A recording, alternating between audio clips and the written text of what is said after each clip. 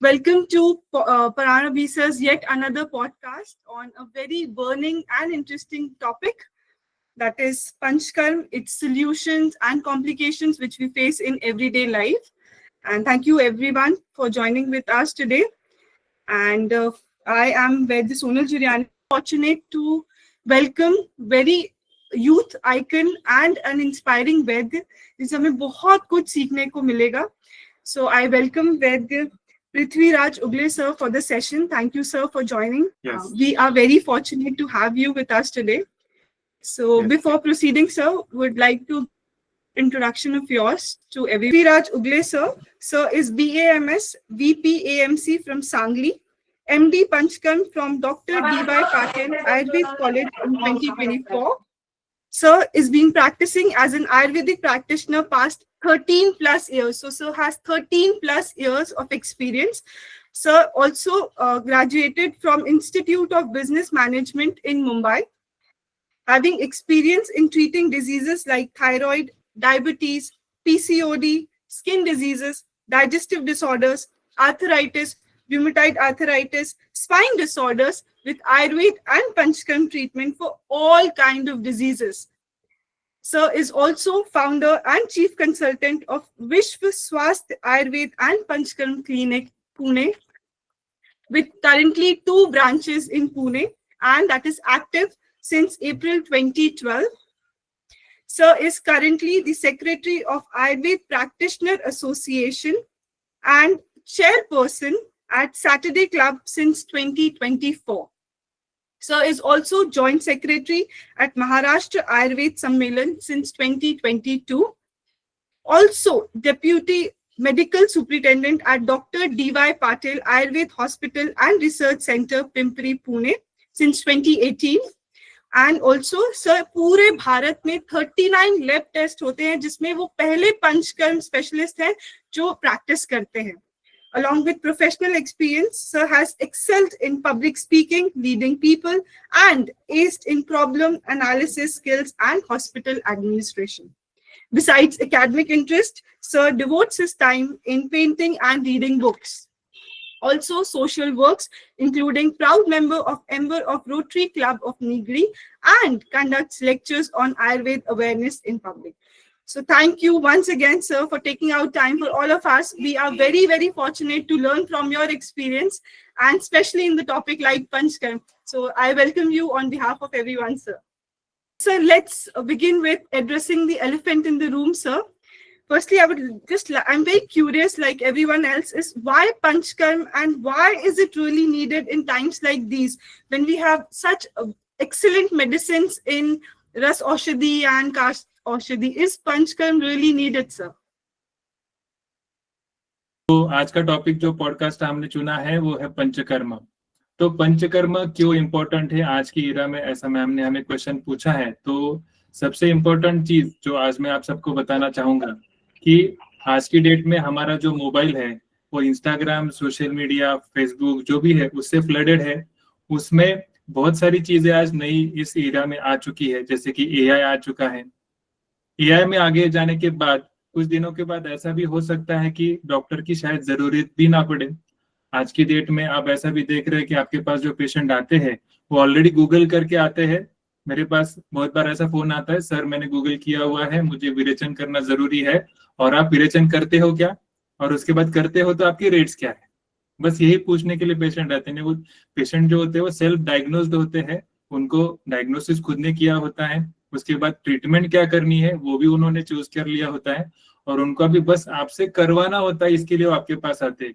अगर ये चीज भी अगर कहीं मार्केट में मिल जाती है ऑन द काउंटर, जैसे कि कुछ मेडिसिन ओटीसी मेडिसिन होते हैं वो जैसे मिल जाते हैं ऑन द काउंटर, अगर ये भी चीज कहीं पर मिल जाती तो वो वहां पर भी करवा लेते हैं.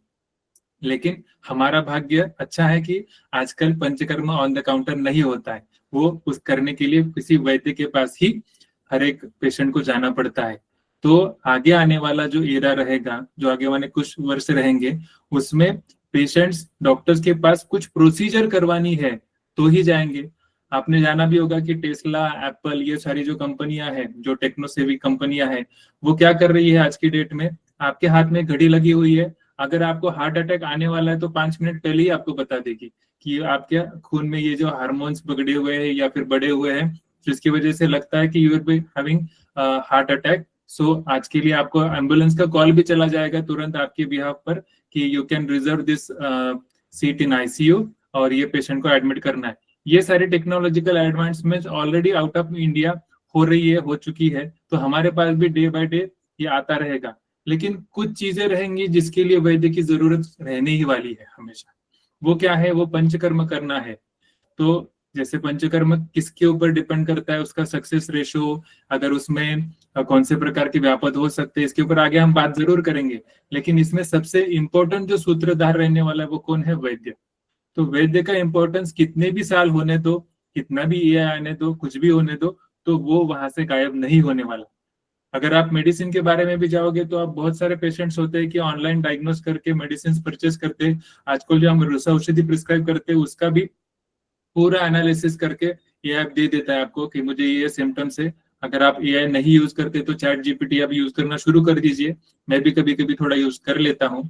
तो उसमें उसको पूछो आप कि ये सिम्टम्स है, मेरी ये प्रकृति है, ऐसा मुझे लगता है, और फिर मुझे अगर ये मेडिसिन लेना है तो फिर इज इट ओके और नॉट। तो वो आपका पूरा एनालिसिस पूछ लेता है, 4 क्वेश्चन भी पूछेगा जैसे डॉक्टर पूछता है उस तरह से, और आपको प्रिस्क्रिप्शन भी दे देता है। आपके लैंग्वेज में आपको समझाने के लिए उसको ट्रांसलेट भी कर देता है, या फिर आपको समझे इस तरह से उसको मॉडिफाई भी कर देता है। इसका मतलब क्या है कि ये सारी चीजें कितनी भी एडवांसमेंट हुई तो भी जो एक चीज है जो पंचकर्म वैद्य के लिए अबाधित रहने वाली है, वो है पंचकर्म प्रक्रिया, तो जिसमें सबसे बड़ा इंपॉर्टेंस रहेगा वैद्य को। तो ये हमें सीखना सबसे इंपॉर्टेंट है। ये तो बात हुई कि आगे की थोड़ा सा हम देख रहे हैं कि भविष्य के बारे में। लेकिन आज के प्रैक्टिस में जब भी हम प्रैक्टिस में देखते हैं कि पेशेंट्स बहुत बार हमारे पास आते हैं, बहुत सारे मेडिसिन खाते रहते हैं। जैसे कल ही मेरे पास एक 76 ईयर की एक लेडी आई थी, जिसकी जो डॉटर इन लॉ थी उसको लेकर आई थी यहाँ पर। तो वो एक्चुअली जो सारे घर वाले रहते हैं वो यूएस में रहते हैं, अभी उनको यहाँ पर आने के लिए टाइम नहीं। तो आंटी जी को खांसी थी, कम से कम जनवरी से उनको खांसी थी। उन्होंने कहा मैं 2 साल से खांसी के लिए मेडिसिन ले रही हूँ, एलोपैथी ले रही हूँ, कुछ आयुर्वेदिक भी लिया, लेकिन मुझे अभी रिजल्ट नहीं आ रहा है और मुझे खास के प्रॉब्लम होती है। जैसे ही अभी ये साल में तो बारिश बहुत दिन से चल रही है, तो उनको खांसी इस टाइम में बहुत ज्यादा आ रही है। तो उनमें सबसे इम्पोर्टेंट मेडिसिन देना था क्या, तो उन्होंने ऑलरेडी बहुत सारे मेडिसिन लेके वो फेडअप हो चुकी थी। लेकिन उनको वहां पर देखा, जब हमने ऑस्कल्ट किया तो ऑस्कल्टेशन में समझा क्या कि वहां पर हमें रोंकाई सुनाई दे रहे हैं, तो रोंकाई से म्यूजिकल साउंड्स वहां पर सुनाई दे रहे हैं, तो वहां पर हमें स्नेहन स्वेदन की आवश्यकता है। जो आयुर्वेद में ग्रंथ में बताया गया है कि वहां पर अगर तिल तेल में हमने सैंधव डाला और उनको वहां पर स्नेहन किया अच्छी तरह से, अगर वहां पर स्वेदन दिया, तो वो कब जैसे हिम नदी पतली होकर उसका पानी बन जाता है उष्णता बढ़ने की वजह से, तो उस तरह से वो कफ निकल जाएगा। वहां पर ये प्रोसीजर का इंपॉर्टेंस है। वहां पर आप कितने भी मेडिसिन देंगे तो वहां पर वो पतलाहट नहीं आने वाली है। तो कुछ मेडिसिन के साथ साथ हमें प्रोसीजर वहां पर जरूरी होनी चाहिए। तो ये क्या होता है, आपकी रिजल्ट्स बढ़ाने के लिए आपको पंचकर्म जरूर मदद करता है। तो बहुत सारे पेशेंट होते हैं कि मैं मेडिसिन तो लेता हूँ लेकिन ये सीजन आने पर क्यों मुझे तकलीफ होती रहती है। तो बिफोर दैट सीजन अगर आप पंचकर्म करते हैं, शरीर से दोषों को बाहर निकाल देते हैं, तो आपको वहां पर अपुनर्भव वहां पर हो सकता है। तो इसके लिए इंपॉर्टेंस हमारे यहाँ पर पंचकर्म का तो हमेशा ही रहने वाला है। ये तो हो गई बात रिजल्ट ओरिएंटेड या फिर आगे जाके आने वाले जो ईरा है उसके लिए। लेकिन उसके बाद अगर करियर अपॉर्चुनिटी के बारे में आप देखेंगे तो यहाँ पर पंचकर्म वैद्य ये बहुत बड़ी करियर अपॉर्चुनिटी होने वाली है। आजकल का जो गवर्नमेंट है या फिर जो नीडफुल है कह सकते हैं ईरा में, कि आगे जाके बहुत सारे लोग आयुर्वेद की तरफ शिफ्ट होना चाहते हैं। लेकिन आयुर्वेद की तरफ शिफ्ट होना चाहते इसका मतलब क्या है, लोग चाहते हैं कि प्रॉपर डायग्नोसिस करने वाला, प्रॉपर आयुर्वेदा का ज्ञान रखने वाला ऐसा कोई डॉक्टर हो जिसके पास में जाके ट्रीटमेंट लूं। क्योंकि जो आज आपने देखा होगा कि पतंजलि है या फिर बहुत सारी, मैंने किसी भी कंपनी का नाम लेना गलत होगा, लेकिन जो भी कंपनी आयुर्वेद क्षेत्र में काम कर रही है 95% जो भी बिजनेस है वो कंपनियां ही कर रही है जो औषधि बनाती है, और बहुत सारी हर्बल के नाम पर भी काम कर रही है आयुर्वेद के हिसाब से। तो इनमें ये सारी चीजों में वैद्य कहाँ है, तो वैद्य का जो कंट्रीब्यूशन है आयुर्वेद इंडस्ट्री में वो 1 to 2% ओनली है। बाकी 95 to 98% कंट्रीब्यूशन है वो सारी मेडिसिन कंपनियों का ही है। तो अगर ये नहीं है इसका मतलब क्या है, ये अनइम्पोर्टेंट है इसके लिए नहीं है, ये आगे जाके आने वाली इरा में मेडिसिन कंपनियां बहुत सारी रहेंगी, लेकिन डॉक्टर्स जो अच्छा ट्रीटमेंट करना चाहते हैं या कर सकते हैं वो बहुत कम रहने वाले, तो उनको ज्यादा इंपॉर्टेंस वहां पर आने वाला है।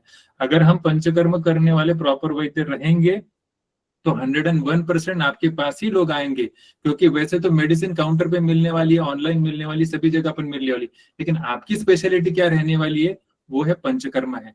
उसके सिवाय आप कौन सी प्रोसीजर मेडिसिन की सिवाय कर सकते हैं, तो पंचकर्म ही है। तो इसमें हमें याद रखना है कि जहां पर भी करियर अपॉर्चुनिटी है, इसका मतलब आपका प्राइवेट खुद का प्रैक्टिस रहेगा, या फिर कोई कॉलेज में आपको लेक्चरशिप करनी रहेगी कंसल्टेंट करके बहुत सारे।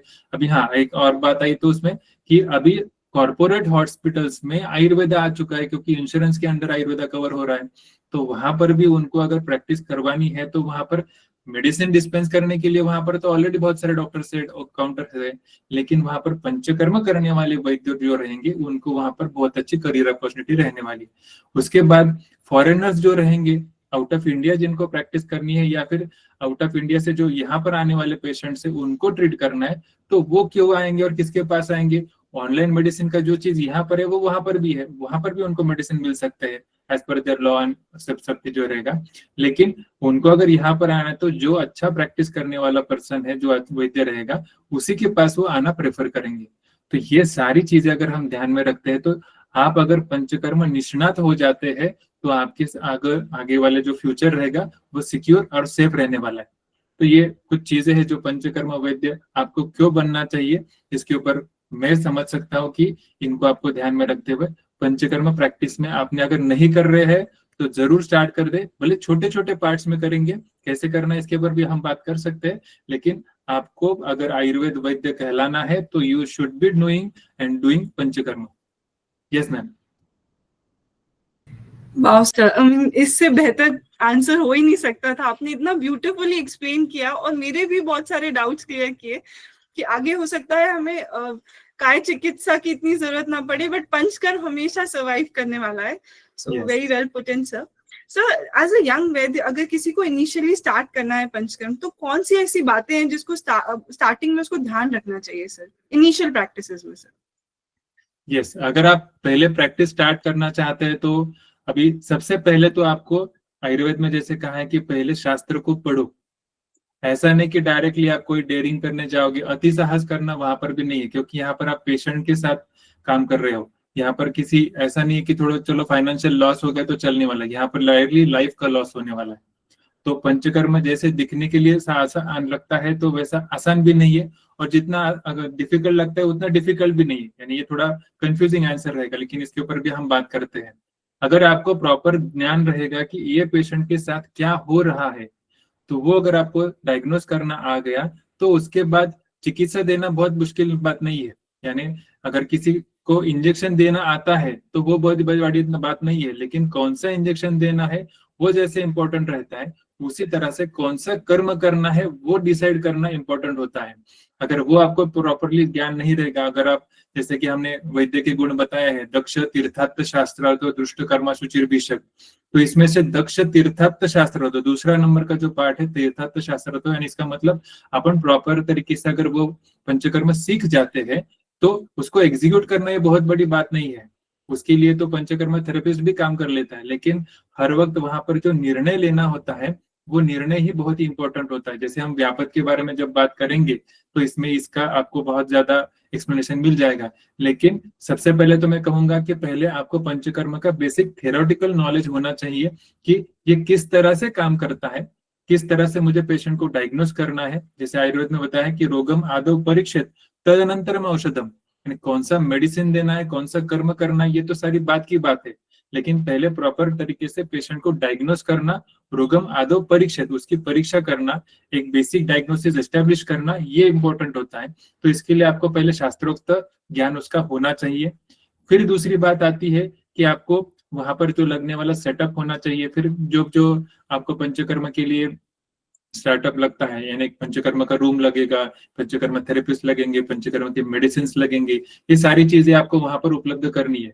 इसमें हम दो तरीके से अप्रोच कर सकते हैं। अगर आपको फाइनेंशियल कोई लिमिटेशंस नहीं है, so you should go for अच्छा पंचकर्मा का सेटअप आप अच्छे से एस्टेब्लिश करो, क्योंकि आज के एरा में कहीं पर भी आप जाओ कि अगर अच्छा सेटअप रहेगा तो लोगों का ट्रस्ट बढ़ता है। ऐसा ये प्रैक्टिकल और रियलिटी है, क्योंकि लोगों को पहले देने, अभी कल का ही बात है, मेरे पास एक लेडी का इंक्वायरी आया कि मुझे स्नेहन स्वेदन कराना है। तो मैंने बोला ठीक है, हो सकता है बाय अपॉइंटमेंट आप आ सकते हो, लेकिन मैंने कहा कि ये हमारे रिसेप्शनिस्ट का नंबर है और आप इनसे बात कर लो, आप अपॉइंटमेंट फिक्स कर लो, तो वो आपको अपॉइंटमेंट देंगे, आप आ जाना। तो उन्होंने रिसेप्शनिस्ट से बात की और उन्होंने उनको कहा कि मुझे आपका क्लिनिक देखना है। अभी क्लिनिक कोई देखने वाली चीज होती है? जैसे कोई मंदिर है, कोई ऐसा कोई चीज नहीं है, लेकिन उनको पंचकर्म रूम देखना था। वो पहले आई, पंचकर्म रूम देखा, फिर उन्होंने कहा कि मैं और मेरे हस्बैंड दोनों स्नेहन सदन कराना चाहते, शिरोधारा कराना चाहते। वो वेलनेस के लिए आ रहे थे, अलग बात है, लेकिन लोग आपका पंचकर्म यूनिट देखना चाहते हैं। अगर वो साफ सुथरा है, अगर वहां पर प्रॉपर तरीके से ट्रीटमेंट, जैसे कि उसको अटैच टॉयलेट बाथरूम है क्या, जो पंचकर्मा के टेबल्स है वो क्लीन है क्या, आपके थेरेपिस्ट है वेल ट्रेंड है क्या, वेल ड्रेस्ड है क्या, ये सारी चीजें अगर मेट्रो सिटी में आप प्रैक्टिस करते हो तो ये सारी चीजें लोग देखते हैं आज की चीज में। तो अगर फाइनेंशियल लिमिटेशंस आपको नहीं है तो you go for that kind of setup. अगर हमें फाइनेंशियल या कोई लिमिटेशंस है तो ये सारी चीजें, इसके लिए हम शुरुआत ही नहीं करेंगे, इस तरह से भी नहीं करना है। यू गो ऑन स्टार्टिंग, यानी मेरे कुछ जो मैं पंचकर्मा का इंस्ट्रूमेंट भी सेल करता हूँ, तो कुछ ऐसे मुंबई में हुए थे। मुंबई में तो ऐसा होता है कि जगह की बहुत कमतरता होती है, तो 120 स्क्वायर फीट के एरिया में क्लिनिक भी है और पंचकर्मा की प्रैक्टिस भी करते हैं। तो ऐसे भी लोग हैं, ऐसे भी प्रैक्टिशनर्स है। तो वो हमें रुकना ही जाना है कि हमें यहाँ पर एरिया की कोई लिमिटेशन है इसके लिए, तो वहां पर आपको स्टार्ट करना है। अगर आप स्टार्ट करते हो तो फिर आगे की चीजें आती जाती है। अगर आप स्टार्टिंग में ही ऐसा करेंगे कि मेरा यहाँ पर पंचकर्मा का सेटअप ही नहीं है, तो उससे होने क्या वाला है, आपको इनकम में भी वहां पर लॉस होने वाला है। तो उसके लिए आपको वहां पर पंचकर्मा से सेटअप जो आप स्टार्टिंग में जितना भी कर सकते हो उतना करो। पहले छोटे छोटे कर्म करो, जरूरी नहीं है कि वमन करना चाहिए, विरेचन करना चाहिए, बस्ती करना चाहिए।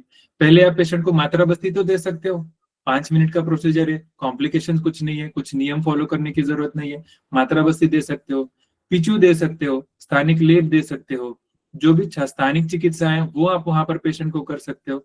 जिससे क्या होगा कि पेशेंट का कॉन्फिडेंस और रिजल्ट बढ़ेगा, और नेक्स्ट टाइम जब पेशेंट आएगा तो फिर वो आप जो बड़े पंचकर्म जैसे हम कहेंगे बृहद पंचकर्म, जैसे वमन है, विरेचन है, बस्ती है, उसके लिए रेडी भी होगा। नहीं तो बहुत बार ऐसा हो जाता है कि पेशेंट को आप डायरेक्टली बोलते हैं कि आपको 15 दिन के लिए बस्ती के लिए आना है, तो पहले तो उसको बस्ती क्या होता है वो पता नहीं रहता, फिर उसके बाद वो 15 दिन के लिए हर रोज आना है, उसके लिए वो टाइम कंस्ट्रेंट हो जाता है। फिर उसके बाद वो खर्चा सुन के वो बोलता है ठीक है मैं आपको बताता हूँ, ये उसका एक टिपिकल आंसर होता है। तो इस तरह से ना हो, इसके लिए आपको क्या करना है, तो इन स्टार्टिंग आपको पहले तो शास्त्रोक्त पंचकर्म सीखना है, उसकी पैथोफिजियोलॉजी, उसका जो पीछे का अंडरस्टैंडिंग होता है वो लेना है। फिर उसके बाद जो सेटअप की बात है, आप एक मिनिमल सेटअप से भी स्टार्ट कर सकते हो। अगर फाइनेंशियल लिमिटेशंस नहीं है तो you can go for a proper setup also. और फिर इसके बाद जैसे आपका थोड़ा सा कॉन्फिडेंस बढ़ जाता है, आप पंचकर्मा की प्रैक्टिस अच्छे से कर जाते हो, तो फिर आगे की सेटअप, जैसे कि आप तो एक जगह पंचकर्म की रूम की जगह पर 2-3 पंचकर्म रूम कर सकते हैं, फिर आईपीडी के सेटअप में जा सकते हैं, फिर 5 बेड है, 15 बेड है, 50 बेड है, जैसे आपका एक्सपीरियंस बढ़ते जाता है फिर आप वहां पर ग्रोथ कर सकते हैं। लेकिन स्टार्टिंग में पंचकर्म आपको स्टार्ट करना है, भले आप स्थानिक क्रिया से चालू करो, लेकिन आपको स्टार्ट करना है।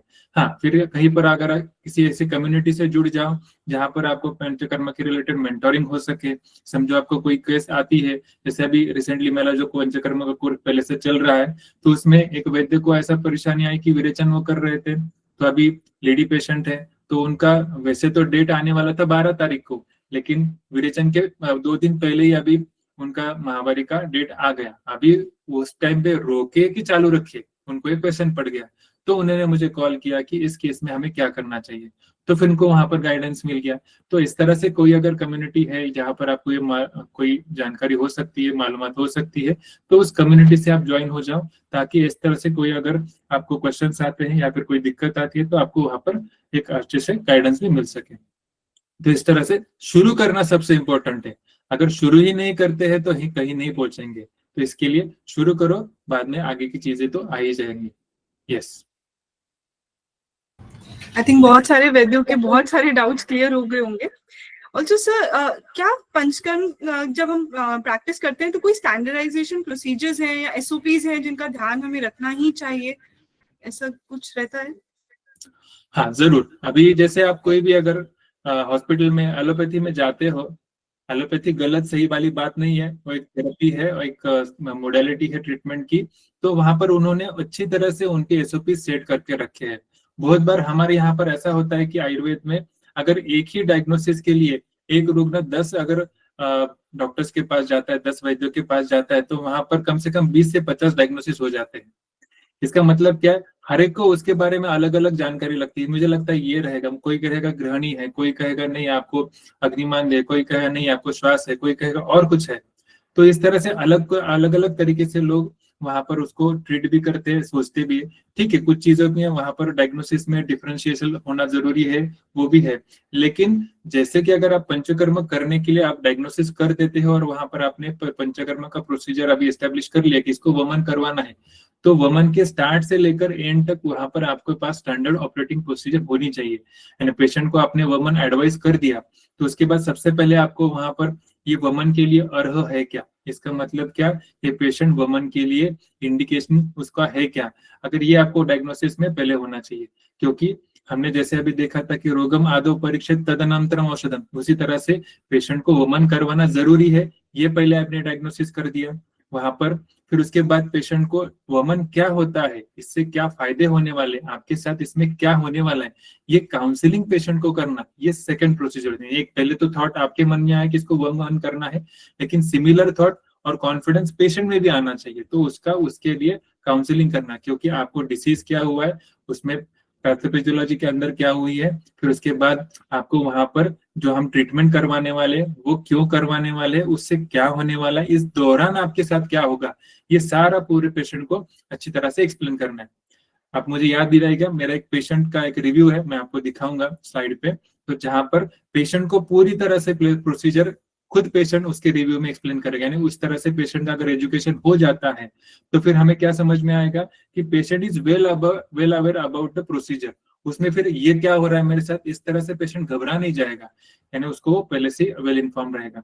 तो वो पेशेंट का काउंसलिंग होना जरूरी है। फिर उसके बाद अगर पेशेंट को प्रॉपर तरीके से कुछ पंचकर्म करवाना है तो उसमें हमें पेशेंट की इन्वेस्टिगेशन भी जरूरी है। बहुत बार हम ये पार्ट मिस कर देते हैं, आयुर्वेद में इन्वेस्टिगेशन थोड़ी होते हैं, लेकिन इसमें दो चीजें होती है।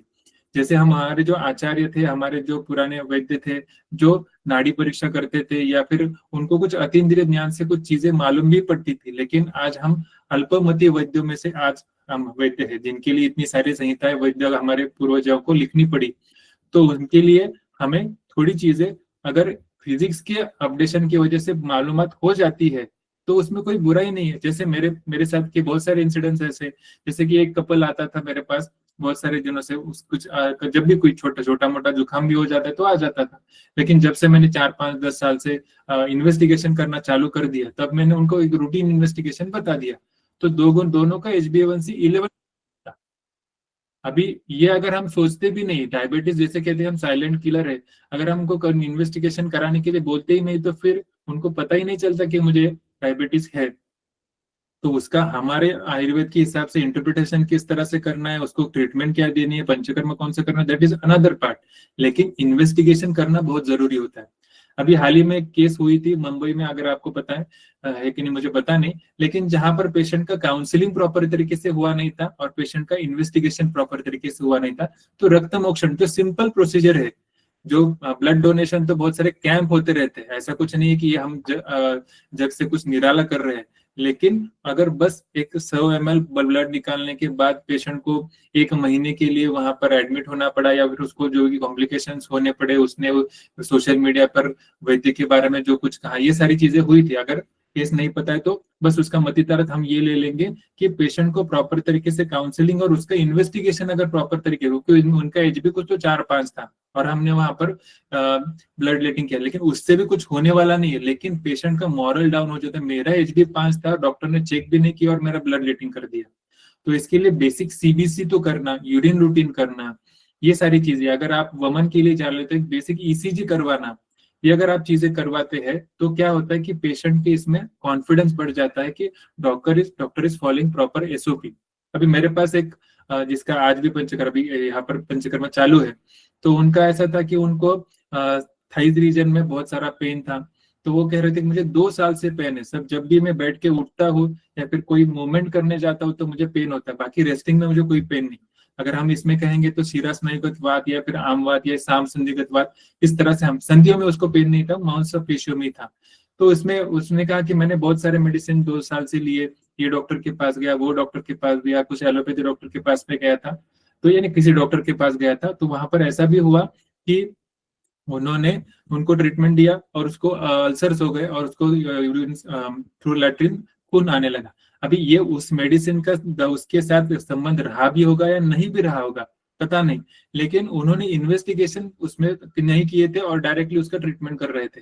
तो मेरे यहाँ पर आने के बाद मैंने उसको प्रॉपर तरीके से डायग्नोसिस किया, फिर उसको इन्वेस्टिगेशन कराने के लिए बोले, प्रॉपर तरीके से उसकी केस हिस्ट्री ली।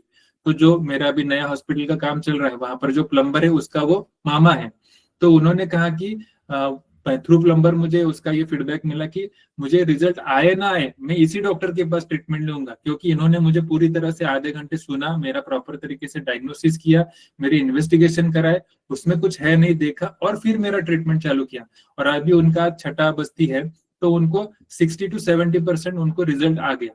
तो जैसे एसओपी का आगे का पार्ट है कि इन्वेस्टिगेशन हुए, फिर उनको एक्सप्लेन किया गया कि आपको कितने बजे आना है, साथ में क्या लेकर आना है, क्या नहीं लाना है, उसका प्रॉपर तरीके से कंसेंट भरवाया गया। फिर उसके बाद पेशेंट को एक पेपर दिया गया जिसको आपको क्या क्या नियम उसमें फॉलो करने, साथ में आते वक्त क्या लेकर आना है, ड्यूरिंग पंचकर्मा आपको क्या खाना खाना है, आपको किस तरह से रहना है, किस तरह से आपको कुछ नियम फॉलो करने, ये सारा उसको एक्सप्लेन किया गया। फिर उसके बाद जब भी पेशेंट पंचकर्मा के लिए आता है तो उसका before panchakarma after panchakarma BP लिया जाता है, वेट लिया जाता है, या फिर उसका जो दिन भर में उसने क्या खाया, दिन भर में सोया, प्रवास किया यानी कुछ ट्रैवलिंग किया रहेगा, ये वो सारी चीजें जो उसके पंचकर्मा के ऊपर अफेक्ट कर सकती है, उनका प्रॉपर तरीके से एक डेटा लिया गया। और उसको ये भी पूछा गया कि आज आपकी कंप्लेंट कितनी बेहतर हुई है, यानी आपको अगर पेन हो रहा था डे 1 में 100% था, तो आज की डेट में कितना है, तो फिर वो बोलेगा 60% है, 40% है, 20% है, 0% है, जो भी है प्रोग्रेस रिपोर्ट उसका वहां पर वो मेंशन होता है। फिर एट द एंड जब पेशेंट आपके पास आता है तो आपके सामने जब बैठता है तो आप उसको बोल सकते हैं हाँ, आपका जब स्टार्ट हुआ था वहां से लेकर अभी तक ये 8 दिन में 80% रिड्यूस हुआ है। सो पेशेंट इज क्लियर है, उसको हर रोज खुद ही बताना है कि मुझे कितना रिलीफ मिला है। तो अगर इस तरीके से हम प्रॉपर तरीके से उसको एसओपी फॉलो करते हैं तो फिर पेशेंट्स में अगर कॉम्प्लिकेशन हो भी जाते हैं तो पेशेंट को ये पता रहता है कि डॉक्टर इज वेल एग्जामिनिंग मी, उसका मेरे ऊपर ध्यान है, हर चीज डॉक्यूमेंट होती है, और अगर इसमें कुछ कॉम्प्लिकेशन हो जाते हैं तो वो रेडी रहता है उसमें जो मेडिसिनल ट्रीटमेंट करनी है या फिर कोई इन्वेस्टिगेशन करने पड़ते हैं तो वो, क्योंकि हमारा पेशेंट के साथ प्रॉपर कम्युनिकेशन है। तो इस तरह से हर चीजों में हमें एसओपी फॉलो करना जरूरी होता है। फिर बाकी जो प्रोसीजर रहेंगी जिसमें समझो कि वमन है तो उसमें स्टार्ट में क्या करना है, बीच में क्या करना है, एंड में क्या करना है, पश्चात कर्म में क्या करना है, वो तो हर एक प्रोसीजर की एसओपी जरूर रहेगी। लेकिन कोई भी जनरल पंचकर्म करने से पहले से लेकर स्टार्ट में जो कुछ बेसिक हमें करना है एज अ प्रोफेशनल इथिक्स, वो भी हमें वहां पर उसकी भी एसओपी होनी चाहिए, ताकि पेशेंट का ट्रस्ट और डॉक्टर का कॉन्फिडेंस, ये अगर दोनों चीजें है तो फिर वहां पर रिजल्ट आने ही आने। अगर नहीं भी आए तो कोई कॉम्प्लिकेशन नहीं होने, तो फिर उसमें कोई आगे का डायग्नोसिस होगा, आगे की ट्रीटमेंट होगी, कहीं रेफर करना पड़ेगा या फिर कोई बड़ी ट्रीटमेंट करनी पड़ेगी, वो देखा जाएगा। लेकिन वहां पर वो जो रिलेशन है वो मेंटेन रहेगा, भले आपके पास उसके रिजल्ट आए ना आए। तो इस तरह से हमें ये बेसिक एसओपी फॉलो करनी है। फिर जो भी प्रोसीजर रहेगी उस प्रोसीजर में, जैसे आचार्य ने कहा है कि पूर्व कर्म, प्रधान कर्म, पश्चात कर्म, pre operative, operative, post operative, जैसे एलोपैथी में होता है उसी तरह से हमें यहाँ पर भी करना है। तो जैसे कि कोई अगर कर्म करना है तो उसके लिए कौन से मेडिसिन लगने वाले, अभी हम अपेंडिसाइटिस का ऑपरेशन करने जा रहे हैं तो ऐसा नहीं होता है कि डॉक्टर आके खड़ा होता है फिर बोलता है वो कॉटन कहाँ है, तो बोलती है नहीं बाजू के रूम में पड़ा है, फिर बोलेगी नहीं मुझे सीजर चाहिए, तो नहीं सर कल धोने के लिए दिए थी मौसी को, अभी उसने धोई नहीं है। इस तरह से वहां पर नहीं होता है, तो हमारे यहाँ पर वैसा होता है बहुत बार। तो इस तरह से ना हो, इसके लिए प्रॉपर उसका एसओपी में क्या क्या मेडिसिन आपके साथ होने चाहिए, रूम की तैयारी क्या होनी चाहिए, पेशेंट की तैयारी क्या होनी चाहिए, ड्यूरिंग प्रोसेस क्या होना है, आफ्टर प्रोसेस पेशेंट को क्या करना है, ड्यूरिंग प्रोसेस क्या करना है, और उसको घर जाने के बाद क्या क्या हो सकता है, उसको प्रॉपर तरीके से काउंसलिंग करना, ये सारी एसओपीज आपके पास रेडी होनी चाहिए। तो आप निश्चिंत होकर प्रैक्टिस कर पाओगे। नहीं तो हर बार आपका पेशेंट का फोन आएगा, सर इसमें क्या करना है, ये खाओ कि नहीं खाओ, ये सारी चीजें आपको फिर आपके पास 1-2 पंचकर्म हो रहे तो ठीक है, अगर हर रोज के 10-20 पंचकर्म हो रहे तो कितने फोन हैंडल करोगे आप? तो इस तरह से नहीं होना चाहिए, हर एक चीज के लिए एसओपी वहां पर होनी चाहिए। यस, मुझे लगता है थोड़ा बहुत मैंने एक्सप्लेन कर दिया है। बहुत कुछ एक्सप्लेन कर दिया सर। और जितने भी वैद्य हमारे साथ जुड़े हैं, जिनके भी क्वेश्चंस हैं सर, लास्ट में ओपन सेशन रहेगा for everyone to ask any of the questions. तो आप लोग आखिरी में अपने क्वेश्चंस पूछ सकते हैं। मूविंग अहेड सर, जैसे आपने कॉम्प्लिकेशंस का कई बार जिक्र किया, तो कोई वैद्य है जिसने शास्त्र का नॉलेज भी ले लिया, एसओपीज भी फॉलो कर लिए, फिर भी we are dealing with human life और कॉम्प्लिकेशंस होना नेचुरल तो नहीं है बट हो भी सकते हैं, अनफॉर्चुनेट हो भी सकते हैं। सो पहले तो किस तरीके के कॉम्प्लिकेशंस आ सकते हैं पंचकर्म में, और दूसरा अगर आ गए तो उनको मैनेज कैसे किया जा सकता है सर? यस, तो कॉम्प्लिकेशंस अगर नहीं होंगे तो आप यानी प्रैक्टिस ही नहीं कर रहे, इसका मतलब ये होता है। कॉम्प्लिकेशंस इसका मतलब क्या होता है कि कुछ चीजें जो होती है कि आपके कंट्रोल में नहीं होती है, या फिर आप जिस तरह से एक्सपेक्ट करते हो वहां से नहीं होती है। जैसे आप अच्छे से गाड़ी चलाना सीख लेते हो, लेकिन आप ये गारंटी दे सकते हो कि आपका एक्सीडेंट नहीं हो सकता? नहीं दे सकते ना, क्योंकि यहाँ पर क्या होता है कि भले आप सही तरीके से चला रहे हैं लेकिन सामने वाला नहीं चला रहेगा, या फिर रास्ते में गड्ढे रहेंगे जो आप नहीं दे सकते, या फिर किसी से पीछे से आकर ठोक दिया, जो भी है। तो उस तरह से जो एक्सीडेंट होना जैसी चीज है वहां पर उसी तरह से कॉम्प्लिकेशन होना चीज है। लेकिन इसमें ऐसा नहीं है फिर आपको गाड़ी चलाना नहीं आता है फिर भी आप वहां पर गाड़ी चला रहे हैं, तो ये तो गलत बात हो गई। इसका मतलब क्या है कि आपको उसके चीज का ज्ञान प्रॉपर तरीके से होना चाहिए, यानी आपके पास वो करने का लाइसेंस, जैसे हम कहेंगे गाड़ी चलाने का रहेगा, उसी तरह से आपके पास वो पंचकर्म करने का लाइसेंस कहेंगे, या फिर वो ज्ञान होना चाहिए आपके पास। ये पहली चीज है। तो अगर जैसे हमने कहा था कि कोई भी चिकित्सा अगर सक्सेसफुल होनी है तो वहां पर 4 चीजें इंपॉर्टेंट होती है। जैसे कि हमने कहा कि वहां पर वैद्य इंपॉर्टेंट होता है, परिचारक इंपॉर्टेंट होता है, औषधि इंपॉर्टेंट होती है, और रुग्ण इंपॉर्टेंट होता है। ये चिकित्सा के चतुष्पाद हैं। तो इन चारों चीजों के अगर सही होने से वहां पर चिकित्सा सफल होती है, तो इनमें से कोई एक गलत हो जाता है तो वहां पर कॉम्प्लिकेशंस होते हैं। समझो, हमें जो भी वमन पंचकर्म करना है, विरेचन पंचकर्म करना है, तो वहां पर सबसे इंपॉर्टेंट रहता है वैद्य, जैसे हमने कहा था। तो उसमें वैद्य जो निर्णय लेता है वो सबसे इंपॉर्टेंट होते हैं, और वो वहां पर उसके पेशेंट के पूरे प्रोसीजर के ऊपर अफेक्ट करते हैं। समझो कि पेशेंट का स्नेहपान करवाना है, तो कितनी मात्रा में करवाना है, उसको खाने के लिए देना है तो उसमें क्या खाने के लिए देना है, समझो कब रोकना है उसका स्नेहपान। अगर पेशेंट को हमें वमन के दौरान अगर वेग आ रहे तो वहां पर उसको और आगे स्नेहपान अभ्यंतर पान देना है कि नहीं देना है, उसको अगर ज्यादा वेग आ रहे तो फिर हमें क्या मेडिसिन देनी है, या फिर उसको पश्चात कर्म में संसर्जन क्रम देना है तो फिर 1 दिन का देना है, 3 दिन का देना है, 7 दिन का देना है। ये सारे डिसीजन जो होते हैं, निर्णय जो होते हैं, वो कौन लेता है? तो वो वैद्य लेता है। तो इसके लिए वैद्य को ये सारी चीजों का ज्ञान होना बहुत इंपॉर्टेंट रहता है, वो सबसे इंपॉर्टेंट पार्ट है। अगर वैद्य वहां पर गलती कर देता है तो बाकी सारी चीजें अगर सही भी है, मेडिसिन भी क्वालिटी अवेलेबल है, पेशेंट भी सुनने वाला है, परिचारक भी हेल्पफुल है, लेकिन फिर भी अगर वैद्य ने डिसीजन गलत ले लिया तो वहां पर कॉम्प्लिकेशन हो सकता है। यानी समझो कि पेशेंट का क्रोष्ठ मृदु है और हमने वहां पर पेशेंट को इच्छा विधि देनी नहीं है, वहां पर उसको आरगवत कपिला या फिर गंधर्वहरितकी या फिर उसको कह सकते कि एरंडी के तेल से भी उसको विरेचन हो जाता है। इसको दूध पीने से ही उसको विरेचन हो जाता है, उसको तो एरंडी का तेल बहुत हो गया।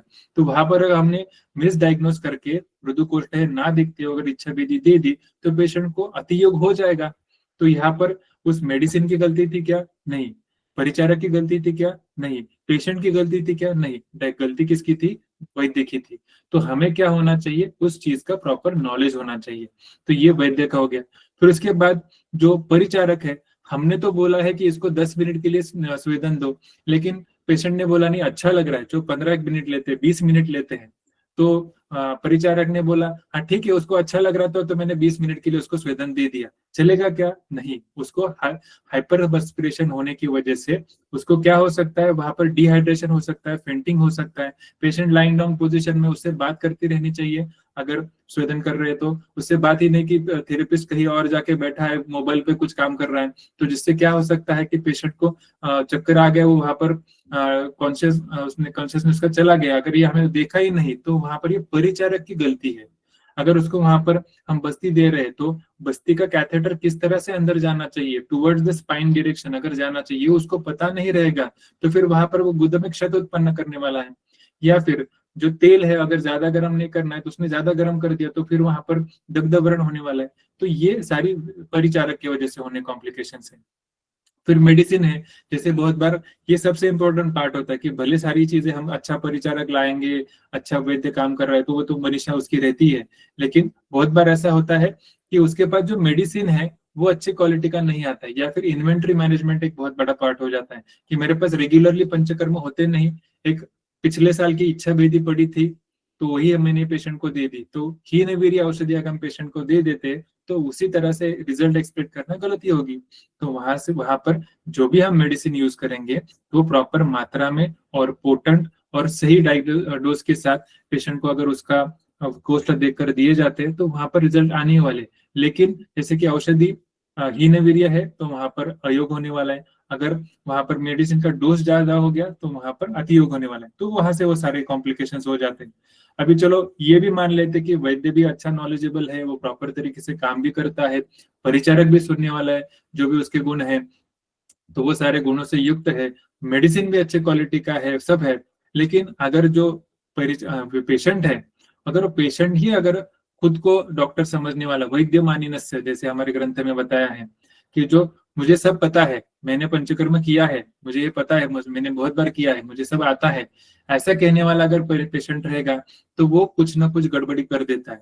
या फिर बहुत साहसी जो होता है, चंडस्य असूयकस्य, चंडस्य इसका मतलब क्या होता है, जो बहुत साहसी होता है, कुछ नहीं होता मैं जाके आता हूँ मुंबई, मेरा एक काम है, थोड़ा सा अर्जेंट है, इंपॉर्टेंट है, उसको कहा है कि आपको ट्रैवलिंग नहीं करना है लॉन्ग डिस्टेंस का, तो फिर भी वो कहता है कि चलो मैं सुबह जाता हूँ और शाम तक मेरा बस्ती है, तब तक मैं वापिस आ जाता हूँ। इसके दौरान वो बाहर जाएगा, कुछ वड़ा पाव खाएगा, ठंडी एसी में ट्रैवल करेगा, उसका स्ट्रेस टेंशन लेवल रहेगा, उसके खाने के टाइमिंग्स बिगड़ेंगे, इसकी वजह से दोषों की कोष्ठ की गति बिगड़ने वाली है, वो उसका ज्ञान उसे नहीं है, तो उसकी वजह से क्या होने वाला है, वहां पर भी कॉम्प्लिकेशंस होने वाले हैं।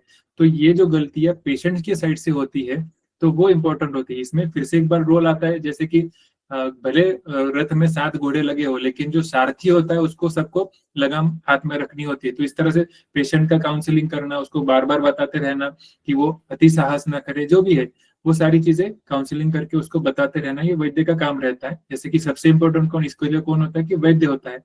तो ये सारी चीजें जो होती है, 4 लोग जो होते हैं इसमें से वो इंपॉर्टेंट होते हैं, अगर उनमें से कोई अगर एक गलती कर देता है तो फिर वहां पर कॉम्प्लिकेशंस होते हैं। लेकिन ऐसे डरने वाली बात नहीं कि कॉम्प्लिकेशंस हो जाते हैं तो फिर हमें पंचकर्म ही नहीं करना है, ये बहुत कोई बड़ी बला है, इसको हमें जाना नहीं इसकी तरफ, ऐसा कुछ नहीं है। हमें इन चीजों का ज्ञान होना चाहिए, और सबसे इंपॉर्टेंट क्या, पहले तो कॉम्प्लिकेशंस कैसे ट्रीट करने हैं इसका अगर हम ज्ञान रखते हैं तो कॉम्प्लिकेशन जब सामने आएंगे तो वी विल बी अवेयर, या अगर ऐसा हो जाता है तो ये करना है मुझे पता है, तो इसके लिए पहले उसकी भी हमें तैयारी करनी रहती है। तो इसलिए उसके डरना नहीं है, यानी किसी भी पेशेंट को एनाफिलैक्सिस शॉक आ सकता है अगर आप कोई इंजेक्टेबल दे रहे, इसका मतलब जो जनरल प्रैक्टिशनर आज प्रैक्टिस करे तो उन्होंने इंजेक्टेबल देना ही नहीं है क्या, तो दे रहे, लेकिन उसको अगर ट्रीट करना है तो उसको 2-3 मेडिसिन जो देने पड़ेंगे, या फिर जब उसको आगे का जो प्रोटोकॉल होता है वो क्या होता है मुझे अगर पता रहेगा तो फिर मैं दिन में 10 बार 50 बार इंजेक्शन दूंगा। तो उसी तरह से हमारे यहाँ पर क्या हो सकता है इसका अगर हमें ज्ञान रहेगा तो वो कॉम्प्लिकेशंस मैनेज करना बहुत बड़ी बात नहीं होती है। हाँ, थोड़ा क्या होता है इसमें एक्सपीरियंस, जो कहते हैं ना, दक्ष तीर्थार्थ शास्त्रार्थो दृष्टकर्मा शुचिर भीषक, दक्ष इसका मतलब क्या है, अभी क्या करना चाहिए, तो ये जिसको पता है, दक्ष है, जो अवेयर है, वो अगर वैद्य का गुण इसमें है तो फिर उसमें क्या होने वाला है कि उनको अभी जैसे कि मेरे पास वमन चालू रहता है तो आगे उसको आकंठपान देना है कि रुक जाना है, ये पेशेंट का पूरा जो सिनेरियो होता है उसमें वैद्य को ये हमेशा देखते रहना है। बाकी परिचारक लिखते रहेगा 1 लीटर हो गया, 2 लीटर हो गया, ये कहेगा पित्त की नाड़ी है, वो कहेगा सर ये कफ पतन हो गया, वो कहेगा सर पेशेंट को स्वेटिंग आ रहा है, लेकिन ये सीन में करना क्या है वो जो है वो वैद्य का काम है। अगर उसको पता है कि यहाँ पर रुकना चाहिए, पेशेंट को फेंटिंग हो रहा है, तो फिर वहां पर देखना चाहिए। मेरा पहले वमन का एक्सपीरियंस आपको बताता हूँ, कॉम्प्लिकेशंस का बात आया तो मेरा जो सबसे पहला प्रैक्टिस स्टार्ट करने के बाद खुद इंडिपेंडेंटली कंडक्ट किया हुआ जो वमन था, एक हस्बैंड वाइफ थे, उनको हमने वमन एक ही दिन में प्लान किया था। तो हस्बैंड का वमन चल रहा था अंदर पंचकर्म रूम में, उस टाइम 2012 में मेरे पास कोई असिस्टेंट वगैरह नहीं होते थे, स्टूडेंट्स भी नहीं होते थे, तो मैं अकेला ही कंडक्ट करता था। हस्बैंड का स्नेहन सदन हो गया, उसको वमन के लिए मैंने औषधि दे दी, तो उसको वमन का वेग आ गया, लेकिन वो बाहर नहीं आ रहा था, उसको थोड़ा सा जी मसलाना वगैरह हो रहा था। तो उसके दौरान पेशेंट ऐसा फेंटिंग हो गया उसको। अभी मुझे ये नहीं समझ में आ रहा, तो उसको पकड़ू कि वो अंदर जाके हेमगर्भ की मात्रा लाओ, उसको चटाओ, क्या करूं, कि उसी दौरान उसको एक जोरदार उल्टी का वेग आ गया, तो जिससे वो पूरी तरह से फ्रेश हो गया। इसमें अगर मैं वहां पर उल्टी का वेग आने का वेट नहीं करता और उसको कुछ नहीं, इसको सलाइन देना चाहिए, उसको आगे कुछ भेजना चाहिए, इस कॉम्प्लिकेशन हो गया, अगर ये मुझे पता ही नहीं रहता है, मैंने कभी वमन देखा ही नहीं, ऐसा होता, तो फिर क्या हो जाता कि उसको मैंने कोई और कॉम्प्लिकेशन में उसको दे दिया होता, क्योंकि दोष ऊपर आ रहे, वो आपके मज्जा की संस्था के ऊपर आवरण कर रहे, लेकिन वो जैसे ही बाहर निकल जाते हैं तो उसको फ्रेश लगने लगता है। तो उस तरह से ये एक्सपीरियंस होना आपको जरूरी होता है। ये बहुत बार फिर आगे हुआ, लेकिन उस टाइम हम डरे नहीं, उसके बाद हमें पता था कि उसको बस उल्टी आना चाहिए, yes you are doing good, very good, good, पियो पियो, इस तरह से हमें उसको पूरी तरह से बूस्ट करते रहते हैं। तो जिससे क्या हो जाता है कि पेशेंट के अंदर वो कॉन्फिडेंस आ जाता है कि हाँ डॉक्टर जो करेंगे वो करना है। ऐसा भी कभी कभी हुआ है कि एक आध पेशेंट होता है कि जिसको हमने अखंडपान तो दे दिया, उसको कॉम्प्लिकेशन कुछ नहीं हुए, लेकिन वो आगे उल्टी जब आने लगती है तो वो जो नौशिया की फीलिंग होती है, उस फीलिंग को देखकर बोलता है मैं आगे नहीं पीने वाली। एक लेडी थी जिन्होंने, इन्हें उसको 10 साल हुए रहेंगे, तो उन्होंने कहा कि वो उठकर खड़ी हो गई, मुझे अभी वमन ही नहीं करना, अभी उसको ऑलरेडी वमन का चाटन दिया हुआ है, उसके बाद 1-1.5 लीटर उसने काढ़ा भी पिया हुआ है, अभी फिर उसके बाद मैं नहीं पीने वाली, यानी नहीं पीने वाली। तो वहां पर ये स्टार्टिंग के डेज थे, तब हम क्या करते थे कि ऐसा सब था, तो हमारे ठोमरे सर थे जिनके पास मैं वमन सीखता था, तो उन्होंने कहा था कि वमन करवाना इसका मतलब क्या होता है कि किसी छोटे बच्चों का डांस सेट करने जैसा होता है। वो प्रैक्टिस में तो बहुत अच्छा डांस करते हैं, लेकिन जब स्टेज पे जाएंगे तो कभी इधर देखेंगे, कभी उधर देखेंगे, कभी कोई रोने नहीं लगेगा, कोई नई मम्मी के पास ही जाना, इस तरह से करेगा। तो इस तरह से पेशेंट भी करते हैं, तो उसके लिए काउंसलिंग हमारा बहुत इंपॉर्टेंट होता है। तो इसके लिए हमें सबसे इंपॉर्टेंट क्या होता है कि पेशेंट को अच्छी तरह से एक्सप्लेन करना, अगर वो हम करते हैं तो उसमें कॉम्प्लिकेशंस नहीं होते, प्रॉपर तरीके से कोष्ठ का ज्ञान रखते हैं, जैसे हम कोर्स में वगैरह सिखाते हैं कि उसमें कोष्ठ परीक्षण किस तरह से करना है, कोष्ठ गति क्या होती है, दोष ऊपर आते हैं इसका मतलब क्या होता है, दोष कोष्ठ में आते हैं इसका मतलब क्या होता है, शाखा गति क्या होती है, वमन में उदर्द हो जाता है तो ये क्यों होता है, अजीर्ण हो जाता है तो क्यों होता है, ये सारी चीजें कोर्स में हम एक्सप्लेन करते हैं। तो उस तरह से ये सारी चीजें आपको अगर प्रॉपर से ज्ञान रहेगा तो कॉम्प्लिकेशंस के लिए डरने के लिए कोई बड़ी बात नहीं है, वो मैनेज हो सकते हैं। Yes, well put in sir, thank you for your insight. और आई थिंक बहुत सारे लोगों को अब कॉन्फिडेंस आया होगा, including me, to start the panchakarma practices, क्योंकि कई बार कॉम्प्लिकेशन होगा इसके ये सोच के हम लोग स्टार्ट नहीं कर पाते, बट आपने जिस तरीके से बताया स्टार्ट करना इम्पोर्टेंट है, and thank you for the insight sir. Sir, लोग पंचकर्म कराना भी चाहते हैं, आजकल अवेयरनेस भी बढ़ गई है, बट प्राइसिंग डिसाइड करना कई बार कॉम्प्लिकेटेड हो जाता है। तो आपके अकॉर्डिंग पहले तो क्या प्रोसीजर होना चाहिए टू डिसाइड कि क्या चार्जेस कहाँ पे कैसे लेने चाहिए, बिकॉज इंडिया इतना वास्ट कंट्री है, तो प्राइस पॉइंट कैसे डिसाइड कर सकते हैं सर? प्राइसिंग तो हर एक जगह पर वेरी हो सकता है, जैसा कि आपका इंफ्रास्ट्रक्चर है उसके हिसाब से, जहां पर आप प्रैक्टिस करते हैं वहां पर, जैसे कि मेरा इंफ्रास्ट्रक्चर बहुत अच्छा है इसका, लेकिन मेरे पास आजू बाजू के लोग जो है वो 1,000 रुपए चार्ज कर रहे हैं, मैं तो 10,000 चार्ज नहीं कर सकता वहां पर, इतना तो प्राइस डिफरेंस हम रख नहीं सकते हैं। तो आपके एरिया में जो प्राइस चल रहा है इसके हिसाब से हम सोच सकते हैं, या फिर अगर आप इंश्योरेंस वगैरह में काम कर रहे हैं तो वहां पर तो प्राइसिंग हमारा कुछ भी रहे, लेकिन वहां पर प्राइजेस अप्रूव करना पड़ता है इंश्योरेंस कंपनी से या फिर जो गवर्नमेंट अथॉरिटीज होती है उनसे। तो फिर हम अगर वहां पर काम करें तो उसके हिसाब से प्राइसिंग चलने वाला है, हमारे हिसाब से नहीं चलने वाला। लेकिन अगर वहां पर नहीं जाना है, कोई इंश्योरेंस का अगर वहां पर अगर रिलेशन नहीं है, तो उस केस में हम प्राइसिंग किस तरह से कर सकते हैं, मैं एक आपको स्लाइड शेयर करता हूँ तो जिसमें हम ये थोड़ा सा समझ लेंगे। हाँ तो ठीक है, चलो अभी थोड़ा हमें एक बस्ती का पंचकर्म जो होता है, एक सेशन का निरोग बस्ती जिसे हम कहेंगे, उसका अगर हम प्राइसिंग करना है तो किस तरह से करना चाहिए, इसके लिए मैं जो सिखाता हूँ कोर्स में वो एक स्लाइड में आपको दिखाता हूँ कि अगर आप, चलो कि आपके सेटअप का कॉस्ट कितना होता है, अगर आपको वो थोड़ा सा कैलकुलेट करना है, तो समझो कि मेरे यहाँ पर अगर आप एक सेटअप जहाँ पर रेंट है 25,000, लाइट बिल आपको अप्रोक्सीमेटली 2,000 आ जाता है, लेफ्ट साइड का छोटा बॉक्स है उसमें लिखा है, वाटर बिल आपको 500 रुपीज चार्ज होता है, क्लीनिंग का चार्जेस पर मंथ आपके पास, मेरे पास अभी 2 क्लीनिंग के स्टाफ आते हैं सुबह और शाम को, तो उनका 2,000 प्लस 2,000 4,000, इस तरह से फ्यूल कॉस्ट यानी सारे आपके कुछ मेडिसिन लाना आना आपका जाना है ना, सारे अगर पकड़ लेते हैं आप तो 2000 समझो कि आ जाता है। पंचकर्मा इंस्ट्रूमेंट कॉस्ट यानी आपका जो सेटअप का कॉस्ट है वो समझो कि सारा आपका जो सेटअप वहां पर किया है, पंचकर्मा का टेबल रहेगा या फिर आपके जो सारा जो आप पेशेंट के लिए यूज करोगे जो भी है वो इंफ्रास्ट्रक्चरल कॉस्ट, वो समझो कि 20 लाख रुपीज जो आपने खर्च किए हैं और उसके बाद ये 20 ईयर्स के लिए चलने वाला है ये सारा इंस्ट्रूमेंट इंफ्रास्ट्रक्चरल कॉस्ट। तो इसका अगर हम कैलकुलेट कर लेते हैं पर, तो ये अप्रोक्सीमेटली कॉस्ट आ जाएगा 8,333। अगर इसको सारे चीजों को हम जोड़ लेते हैं तो ये आ जाता है 41,833। इसका मतलब ऑलमोस्ट 42,000। अगर इसको हम डिवाइडेड बाय 25 डेज हम ये काम कर रहे हैं, इसको हिसाब से अगर देख लेते तो ये पर डे का कॉस्ट आएगा 1394 और पर आवर का कॉस्ट आएगा 175 रुपीज। यानी आपके पंचकर्मा का जो रूम है उसका पर आवर कॉस्टिंग है 175 रुपीज। अगर आप वहां पर 175 पर एक आवर के लिए आप उसको अगर खुला छोड़ देते हो यानी वहां पर कोई पेशेंट नहीं चल रहा है तो यू लॉस्ट योर 175 रुपीज। यानी इसमें से देख रहे हैं आपके 1 to 6 जो पॉइंट्स है वहां पर पेशेंट आए या ना आए आपको ये कॉस्ट बियर करना ही। रेंट तो जाने ही वाला है, पेशेंट आए ना आए। लाइट बिल थोड़ा बहुत ऊपर नहीं आ सकता है लेकिन इतना तो अप्रोक्सीमेटली आ ही जाता है। वाटर बिल तो आना ही है। क्लीनिंग के लिए आपके पास पेशेंट आए ना आए आपको मौसी को तो पगार देना ही देना है। फ्यूल कॉस्ट आपको जाके बैठना है, मेडिसिन लाने के लिए तो जाना पड़ता है। और इंफ्रास्ट्रक्चर कॉस्ट तो you are already invested.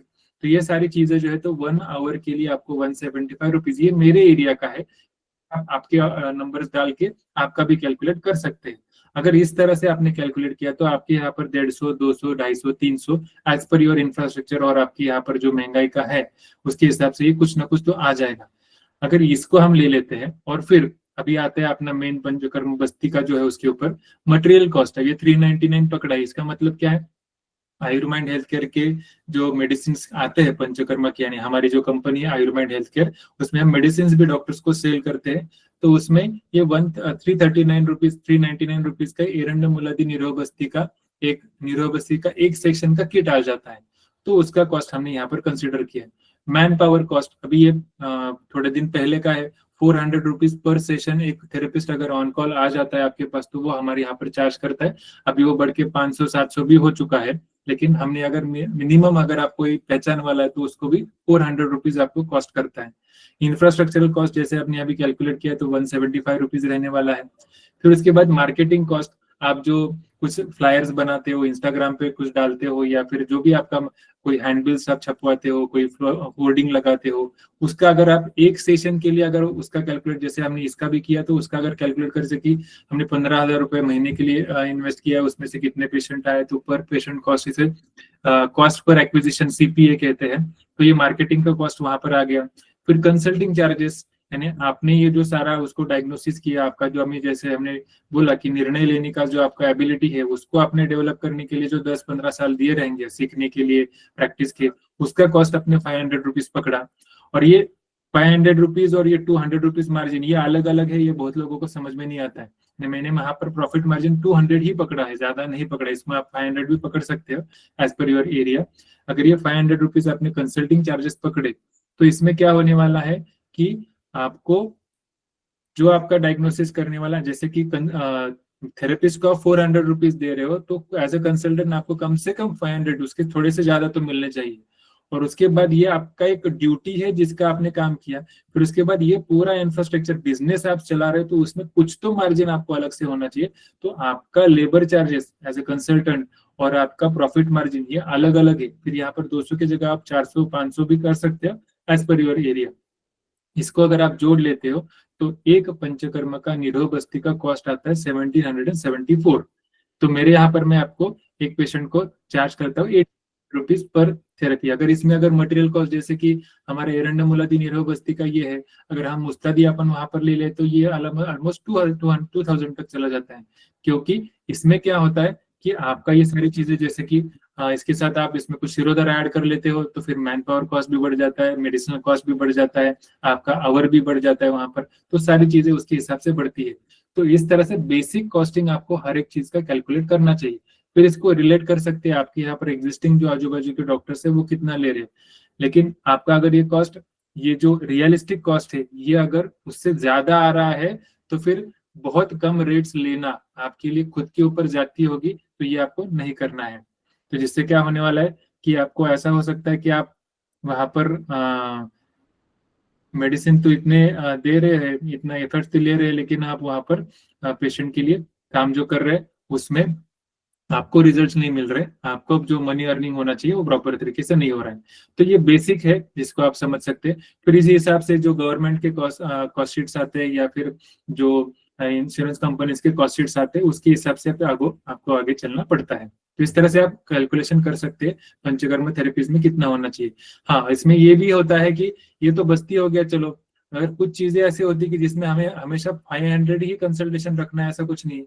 Woman आप करवा रहे हो, अगर आपके एरिया में कोई वमन नहीं करवाता है, you are taking some risk, तो फिर उस रिस्क हैंडलिंग चार्जेस भी बढ़ जाते हैं। यानी आपका अगर वहां पर मटेरियल कॉस्ट, इंफ्रास्ट्रक्चर कॉस्ट भले 5,000 हो रहा है, लेकिन आप 15,000 चार्ज कर सकते हो और यू आर गिविंग रिजल्ट्स, तो आप 15,000 चार्ज कर सकते हो। ऐसा कुछ नहीं है कि वहां पर आपको 500 ही ऐड करें, यानी 5,000 आपका एक कैलकुलेशन हो रहा था तो आपने 5,500 में ही काम किया, नहीं। फिर वहां पर आपको अगर 15,000 लेने, वो किस चीज के है, वो आपके रिस्क टेकिंग एबिलिटी जो आपने आपके एक्सपीरियंस से डेवलप किए उसके चार्जेस है। तो ये अलग अलग हो सकते हैं। तो उस तरह से यानी समझो कि एक्टर्स है, तो एक जैसे कि अमिताभ बच्चन है, या फिर अभी आपको पता है कि नहीं मुझे पता नहीं, हम करोड़पति में जो कौन बनेगा करोड़पति में, बाकी कोई करोड़पति बने ना बने, अमिताभ बच्चन तो करोड़पति जरूर बन जाते हैं हर एपिसोड में। इसका मतलब कि उनका चार्जेस उतना है, क्यों? क्योंकि उन्होंने उतना काम किया है, इतने साल उन्होंने उसमें काम किया, तो उसका चार्ज वो आज ले रहे हैं। उस तरह से आपके एक्सपीरियंस का भी चार्ज आपको लेना चाहिए। तो इस तरह से हम कॉस्टिंग के बारे में सोच सकते हैं।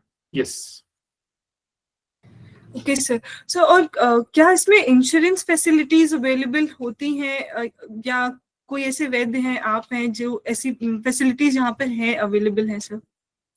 हाँ, आयुर्वेद इंश्योरेंस के अंडर अवेलेबल है। IRDA का जो नया सारा नोटिफिकेशन आया तो उसमें सारी कंपनियों को 38 जो most common insurance providers company है, तो उन सबको नोटिफिकेशन है कि आपको आयुर्वेद के लिए इंश्योरेंस देना ही देना है। तो बेसिक जो आपका कोई भी उसमें एक प्लान आ जाता है जिसमें आयुष कवर है कि नहीं, वो पेशेंट को बोलना है कि आपको चेक करना है आपकी पॉलिसी में। यानी आयुर्वेद को इंश्योरेंस तो अलॉटेड है, लेकिन पेशेंट ने वैसी अगर पॉलिसी नहीं लिखी है, उसने नहीं ली है, तो फिर शायद उसको वो बेनिफिट्स ना मिले। तो इसके लिए जब भी आपके पास कोई आता है तो उसको बोलो कि इंश्योरेंस लेना है, तो पहले आप चेक करो कि आपकी पॉलिसी में आयुष कवर है। अगर वो है तो वो मिल सकता है। फिर उसके आगे की प्रोसीजर ऐसे होगी कि उसके नॉर्म्स उस कंपनी के अलग अलग रहेंगे। कुछ कंपनी में कैपिंग रहता है। कैपिंग इसका मतलब वो 20,000, 25,000, 50,000 इतने तक के ही लिए अमाउंट के लिए आयुर्वेद को अलॉट करते हैं। लेकिन कुछ ऐसे होती है कि सम एश्योर्ड तक, यानी आपका इंश्योरेंस जो सम एश्योर्ड है वो 5 लाख का है, 50 लाख का है, तो उतने ट्रीटमेंट कवर होने तक आपको वो सम एश्योर्ड तक भी आपको कवर दे सकते हैं। तो इसके लिए ऐसा कुछ नहीं है कि आयुर्वेद को मिल सकता है नहीं मिल सकता। हाँ, उसमें ऐसा है कि कई कंपनियों में ऐसा होता है कि डे केयर के लिए मिल जाता है, कुछ कंपनी में ऐसा होता है कि नहीं, आपको वहां पर 24 आवर्स के लिए मिनिमम एडमिशन रहना पड़ता है, तो फिर वहां पर आपको पेशेंट को एडमिट होना पड़ता है। तो उसके लिए आपको IPD फैसिलिटी, इंडोर फैसिलिटी होना वहां पर जरूरी होता है। तो एज पर कंपनी कौन सी है, उसकी पॉलिसी कौन सी है, उसके नॉर्म्स क्या है, उसके हिसाब से आपको ये फैसिलिटी मिलती है नहीं मिलती है, कितनी मिलती है, ये डिपेंड करता है। तो बेसिकली जहां पर 15 बेड का आयुर्वेदा हॉस्पिटल है वहां पर कैशलेस भी हो सकता है। जिनके यहाँ पर 5 बेड का हॉस्पिटल है वहां पर रीइंबर्समेंट जो होती है वहां पर वो हो सकता है। कुछ अगर आपके OPDs है जहाँ पर कुछ स्पेसिफिक कंपनीज है जैसे ICI लोम्बार्ड है वगैरह, तो HDFC भी अभी स्टार्ट किया है, तो वहां पर आपको डे केयर की फैसिलिटी में भी वहां पर आपको इंश्योरेंस फैसिलिटी मिल सकती है। तो ये मिलना पॉसिबल है क्या? तो पॉसिबल है।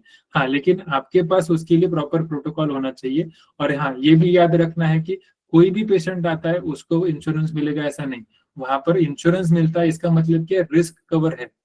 तो इंश्योरेंस पैसे कंपनियां जो होती है वो हमेशा इसके लिए नहीं होती कि पैसा देने के लिए बैठी है। वो साहूकार जैसे होती है, वो देखती है कि इसको पैसा डुबा सकते हैं, यानी किसको नहीं देंगे उसके लिए पहले वो काम करती है। तो उसके लिए आपको सबसे इंपॉर्टेंट होता है कि नीड फॉर एडमिशन, आपको वहां पर एडमिट होने की जरूरत क्यों पड़ी।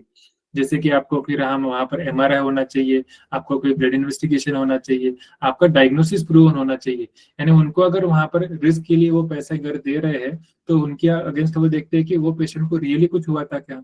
नहीं तो पहले तो ऐसा होता था कि बहुत पहले जब इसको इंश्योरेंस चालू हुआ था 2000 साल के 2000 के पहले, तो उसमें क्या हुआ था कि बहुत सारे लोगों के ने वेलनेस के लिए इंश्योरेंस फैसिलिटी अवेल की, उस पे 1 लाख 2 लाख 3 लाख का बिल भी उन्होंने इंश्योरेंस से मिलवाया। तो जिससे क्या हो गया कि फिर इंश्योरेंस कंपनियां सावधान हुई, उन्होंने फिर आयुर्वेद के लिए इंश्योरेंस ही बंद कर दिया। ये बोलते हैं कि इसमें रिस्क ही नहीं है, कोई भी कर सकता है, तो फिर सबको देना पड़ेगा ना। तो इसके लिए वैसा हो नहीं हो, इसके लिए उन्होंने बंद करवा दिया। लेकिन उसके बाद कुछ हॉस्पिटल्स आए, बहुत सारे हॉस्पिटल्स में काम कर रहे हैं, तो जिससे अभी ये फैसिलिटी सबके लिए अवेलेबल हो चुकी है। लेकिन उनकी पॉलिसी में आयुष कवर होना चाहिए, नीड फॉर एडमिशन क्लियरिफाई होना चाहिए, फिर आपके यहाँ पर वो फैसिलिटी जैसे कि 5 बेड का हॉस्पिटल, 15 बेड का हॉस्पिटल होना चाहिए, या फिर अगर पॉसिबल है तो NABH एक्रेडिटेशन होना चाहिए, IOS एक्रेडिटेशन होना चाहिए। तो जिससे ये आसानी हो जाती है कि आपके यहाँ पर भी इंश्योरेंस मिल सकता है। एक आसान में इसको आपको बता देता हूँ कि आपके यहाँ पर आप क्या कर सकते हैं, जो मैं भी मेरे यहाँ पर करता हूँ। जैसे कि आपका क्लिनिक है, अगर आप वहां पर इंश्योरेंस फैसिलिटी नहीं ले पा रहे हो, तो आप क्या करो, एज ए कंसल्टेंट आपके नियर बाय कोई 15 बेड का, 25 बेड का, 50 बेड का कोई एलोपैथी हॉस्पिटल रहेगा, तो उससे अटैच हो जाओ एज ए कंसल्टेंट करके। तो फिर उनको वहां पर कुछ MOU बना लो, उनको अगर वहां पर रजिस्ट्रेशन के रिलेटेड कुछ है तो आपके लोकल जो कॉर्पोरेशन है वहां पर इंक्वायरी करो कि कुछ नीडफुल अगर डॉक्यूमेंटेशन है वो करवा लो। तो जिससे क्या हो जाता है कि उनके यहाँ पर ऑलरेडी इंश्योरेंस फैसिलिटीज अवेलेबल होती है, तो फिर आपका बस वहां पर एम्पैनलमेंट या फिर आपका अटैचमेंट वहां पर हो जाता है। तो आपको बस डॉक्यूमेंटेशन प्रॉपर तरीके से मेंटेन करना है, आपके इंश्योरेंस वहां पर हो जाते हैं। तो इसके लिए आपको पूरा इंफ्रास्ट्रक्चर, समझो कि एक 15 बेड का इंश्योरेंस हॉस्पिटल अगर वहां पर तैयार करना है, तो कम से कम आज की डेट में मेट्रो सिटीज में 2-5 करोड़ तो कम से कम लग जाते हैं। अगर आप जहां पर रहते हो उसके हिसाब से ये अमाउंट वेरी हो सकता है। लेकिन अगर आप इस तरह से काम करते हो तो फिर क्या होने वाला है कि आपको इंफ्रास्ट्रक्चरल इन्वेस्टमेंट भी नहीं करनी पड़ेगी, और आपको इंश्योरेंस फैसिलिटी के लिए आप पेशेंट को सेवा भी प्रोवाइड कर सकते हो। तो ये भी आपके लिए एक सुविधा हो सकती है जिसमें कुछ खर्चा नहीं करना है। हाँ, लेकिन आपको एलोपैथी वाले जो लोग होते हैं वो थोड़े से अगर आपके साथ काम करते हैं तो उनका ऑलरेडी सिस्टम सेट है, तो उसके साथ अगर आप काम करते हो तो ये आगे आपके लिए हेल्पफुल हो सकता है। Yes. Okay sir, proceeding with the next question, जैसे बहुत सारी मैल प्रैक्टिसेस होती हैं पंचकर्म के नाम पे, specially in times like this. तो एक तो पेशेंट कैसे डिफरेंशिएट करे, उसको कैसे गाइड करे, और दूसरा वैद्य अपने आप को लाइक कैसे इससे कैसे बचना चाहिए, और इसके थ्रू हम पंचकर्म को और बेटर कैसे प्रेजेंट कर सकते हैं। बिकॉज बहुत सारे लोगों को बहुत डाउट होता है, क्योंकि आजकल मैल प्रैक्टिसेस बहुत बढ़ती जा रही हैं स्पा सेंटर्स के नाम पे या पंचकर्म एज जनरल के नाम पे। तो इससे कैसे आगे प्रोसीड करें? यस। तो आजकल के ये क्वेश्चन का आंसर देने से पहले मैं थोड़ा सा छोटा एक बात बताता हूँ कि अभी आपको पता होगा कि ऑनलाइन फ्रॉड्स बहुत सारे हो रहे हैं, राइट। तो ऑनलाइन फ्रॉड्स हो रहे हैं, तो ये फ्रॉड्स हो रहे हैं, तो इसके लिए इन फ्रॉड करने वाले लोगों को हम रोक सकते हैं क्या? नहीं रोक सकते, वो तो कोई भी करेगा, कहीं भी करेगा। अभी ये जो कल बॉम्ब स्फोट हुआ अपने दिल्ली में, तो उसके लिए वो ना करे, इसके लिए हम ज्यादा उनको काउंसलिंग नहीं करने के लिए जा सकते। पता नहीं वो लोग कहाँ होंगे, क्या करेंगे, कैसे करेंगे। तो सरकार का वहां पर रिस्पॉन्सिबिलिटी क्या हो जाता है कि लोगों को अवेयर करे कि जैसे रिजर्व बैंक से बहुत सारी ऑनलाइन फ्रॉड के लिए है, तो रिजर्व बैंक का हर एक करोड़पति का जो भी चलता है सेशन, उसमें 2-4 बार ऐड आ जाता है। एंड दिन भर में आप कुछ भी देखते रहो तो वहां पर ये रिजर्व बैंक वहां पर अच्छे से एक अवेयरनेस सेशन क्रिएट करती है कि इस तरह के फ्रॉड्स में ना रहे। अभी हमारे एरिया में तो उन्होंने बैनर्स भी लगा दिए, इस तरह के फ्रॉड होते हैं, उस तरह के फ्रॉड होते हैं, ये लोग पूछते हैं, वो लोग पूछते हैं, आपको स्कैनर भेजते हैं। यानी बहुत बड़ा अलग तरीके से वो अवेयरनेस क्रिएट कर रहे हैं। तो ये कौन कर रहा है? जो फ्रॉड्स रोकने वाली संस्था है वो कर रही है। तो अभी हमारे प्रैक्टिस में अगर ये फ्रॉड्स हो रहे हैं, तो ये जो फ्रॉड करने वाले उनको रोकना ज्यादा जरूरी है, या फिर हम लोगों ने वहां पर लोगों में अवेयरनेस करना, क्रिएट करना ज्यादा जरूरी है? तो हमारी रिस्पॉन्सिबिलिटी ज्यादा जरूरी है। इसलिए सबसे इंपॉर्टेंट क्या, अच्छे प्रैक्टिस करने वाले, प्रॉपर तरीके से प्रैक्टिस करने वाले पंचकर्म वैद्य तैयार होना, ये पहली बात है।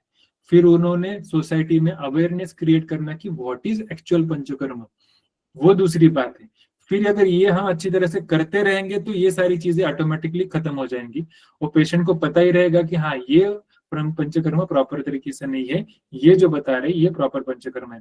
अभी पंचकर्म में माल प्रैक्टिस में क्या हो जाता है, तो थोड़ा सा हम देख लेते कि बहुत सारी जगह पर स्पास है या फिर कुछ जगह जहाँ पर मसाज सेंटर्स है, वहां पर आयुर्वेद के नाम पे कुछ काढ़ा देंगे, कुछ करेंगे, स्नेहन शोधन करेंगे। यानी लोगों को लगता है कि स्नेहन शोधन करना है ना, उसको भी स्नेहन शोधन उसको कोई बोलता नहीं, मसाज बोलता है, मसाज टीम बोलते हैं लोग। तो वो ही पंचकर्म है ऐसा लगता है। बहुत बार हमें भी ऐसे कॉल्स आते हैं कि आपके पास मसाज टीम होता है कि, पहले तो बोलते हैं पंचकर्म होता है क्या, बोलते हैं हाँ पंचकर्म होता है, हमारा पंचकर्म का क्लिनिक है। तो बोलते हैं फिर मसाज टीम का कितना देते हैं। मैं बोला massage team is not panchakarma. आपको पंचकर्म करना है तो आपको क्लिनिक में आना पड़ेगा, आपकी केस हिस्ट्री ली जाएगी, आपका डायग्नोसिस किया जाएगा, फिर उसके बाद कौन सा पंचकर्म आपके लिए एडवाइजेबल है वो भी जरूरी है, तो ही हम करेंगे। तो पेशेंट जो अगर वो जेन्युइन रहेगा तो फिर वो बोलता है ठीक है ऐसा होता है क्या, तो फिर मैं क्लिनिक में जरूर विजिट करता हूँ। अगर जिसको मसाज टीम ही करवानी है तो वो बोलता है ठीक है फिर मैं दूसरी जगह देख लेता हूँ। यानी वो हमारा क्लाइंट ही नहीं था, वो हमारा पेशेंट ही नहीं था। यानी हमें पहले हमेशा याद रखना है कि हमें प्रॉपर पंचकर्म के बारे में ही बात करनी है। अगर हमें वहां पर इस तरह से बात करनी है कि आपको रिलैक्सेशन के लिए भी पंचकर्म वहां पर करना है, तो जो चीजों का कॉम्प्लिकेशंस नहीं होता है, जो सबके लिए एडवाइजेबल है, जो स्वस्थ व्रत में बताइए, उसे हम आयुर्वेदिक रिलैक्सेशन थेरेपी करके हमारे प्रैक्टिस में भी इंक्लूड कर सकते हैं और प्रॉपर तरीके से लोगों को बता सकते हैं। जैसे कि अभ्यंग महोत्सव है, नस्य के लिए अगर वहां पर जैसे कि प्रतिमर्श नस्य जो कोई भी कर सकता है थोड़ी बहुत जानकारी होने के लिए, तो फिर उसके लिए हम उसका महोत्सव कर सकते हैं। तो जैसे हम लोगों को एजुकेट करेंगे तो वहां पर मेल प्रैक्टिसेस कम होने वाली है। एक मेल प्रैक्टिस इस तरह से होती है कि मैंने 7 दिन में सारे पंचकर्म करवा लिए। एक दिन में वमन करवाया, दूसरे दिन विरेचन करवाया, तीसरे दिन बस्ती करवाई, चौथे दिन नस्य करवाया, एक दिन शिरोधारा हो गई, फिर हो गया मेरा पंचकर्म। ऐसा 8 दिन का मैंने एक जगह पर गया था, वहां पर मैंने पंचकर्म कर लिया। तो ये पंचकर्म है क्या?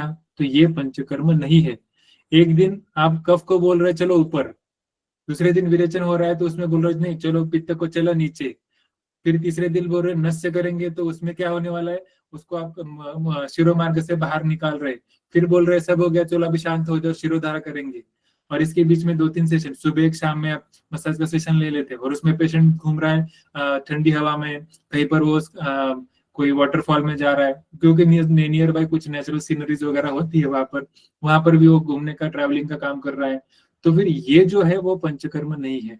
तो ये हमें लोगों को अवेयर करवाना है कि पंचकर्म जहां पर होता है ये शोधन प्रक्रिया होती है, वो 5 प्रकार की होती है, इसके लिए इसको पंचकर्म कहते हैं। शोधन प्रक्रिया, उसके लिए कुछ नियम होते हैं आपके शरीर के साथ। ये जो होता है ये प्रॉपर तरीके से, प्रॉपर एसओपी से, प्रॉपर गाइडेंस लिए के डॉक्टर के अंडर ही करना होता है। ये कहीं पर भी जाके आप मत करो, अगर कर रहे हैं तो यूर इन रिस्क, ये आपको उनको पहले बता देना है। तो फिर वो थोड़ा डर भी जाए, अच्छा है डरना, क्योंकि चोरी करना गलत बात है, ये इसका डर अगर नहीं होता है तो कोई भी उठ के चोरी करने जाएगा।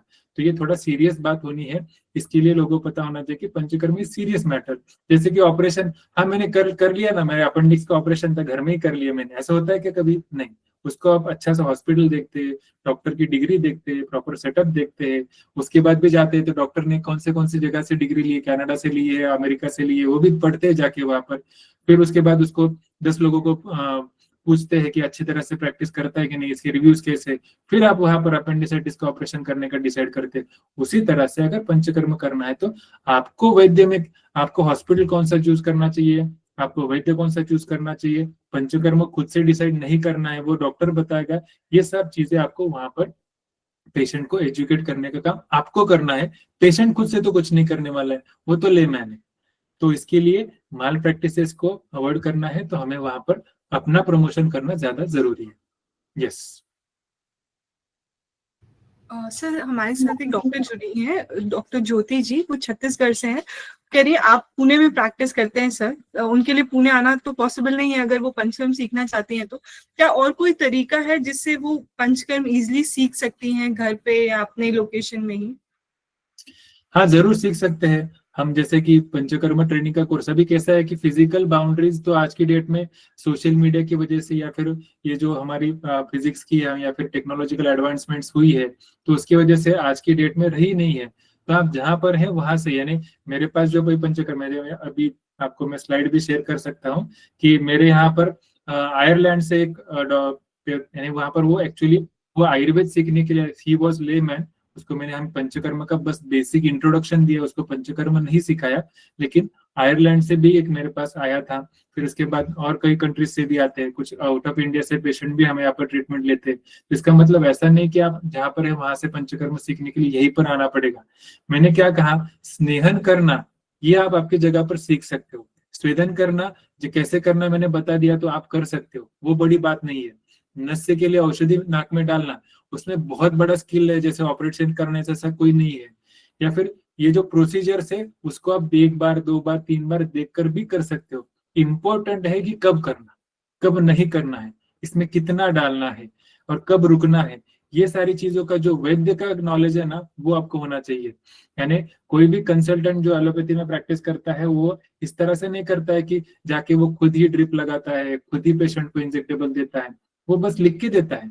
तो उसमें कहा कौन सा मेडिसिन देना है, कितने डोज में देना है, वो जैसे उसका दिमाग रहता है, उस तरह से हमारे पंचकर्मा प्रैक्टिशनर का ये दिमाग होना चाहिए कि मुझे अगर यहाँ पर ट्रीटमेंट करनी है तो कब कौन से ट्रीटमेंट से, स्नेहपान कितने दिन के लिए करना है, संसर्जन क्रम कितने दिन के लिए लें, अखंडपान कितना देना है, बस्ती में सेंधव कितना डालना है। जैसे अभी कल मेरे पास एक अंकल है जिनका 76 ईयर के है, उनको 7 साल से वो मुझे बोल रहे कि मेरा पेट साफ प्रॉपर तरीके से नहीं होता, मैं 2-3 टैबलेट से पेट सफा के अगर लेता हूँ तो उससे पहले होता था, अभी उससे भी नहीं हो रहा है, तो फिर मैं क्या करूँ।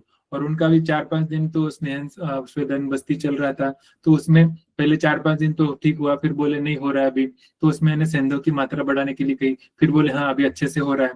तो इस तरह से वो जो है कि मात्रा कितनी डालनी है, वो सारी चीजों का ज्ञान आपको होने के लिए वो तो आप ऑनलाइन भी सीख सकते हो। जैसे फिर ऑनलाइन कोर्स होते हैं, तो जैसे हमारा भी पंचकर्मा का ऑनलाइन कोर्स आ रहा है, तो उसमें भी आप ये सारी चीजें जरूर सीख सकते हो। उसके लिए फिजिकली यहाँ पर आना अगर पॉसिबल है that is well and good, अगर नहीं पॉसिबल है तो ऐसा कुछ नहीं कि हम वहां पर सीख ही नहीं सकते, आप ऑनलाइन कोर्स में भी सीख सकते हैं, जहां पर हम स्टेप बाय स्टेप सारी वीडियोस भी दिखा सकते हैं।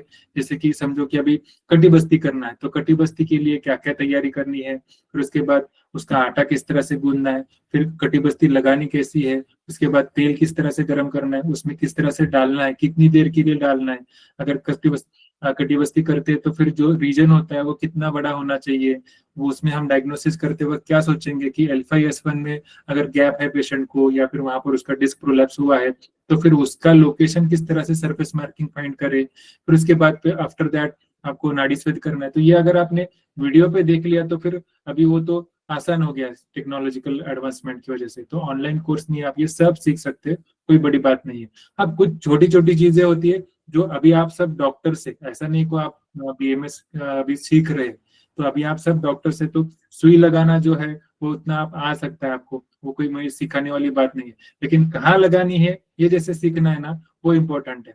वो जैसे कि कंपाउंडर इंजेक्शन देना जानता है, लेकिन कौन सा देना है कब देना है वो जैसे नहीं जानता है ना, उस तरह से आपको कंपाउंडर की तरह प्रैक्टिस नहीं करनी है, आपको वैद्य की तरह प्रैक्टिस करनी है।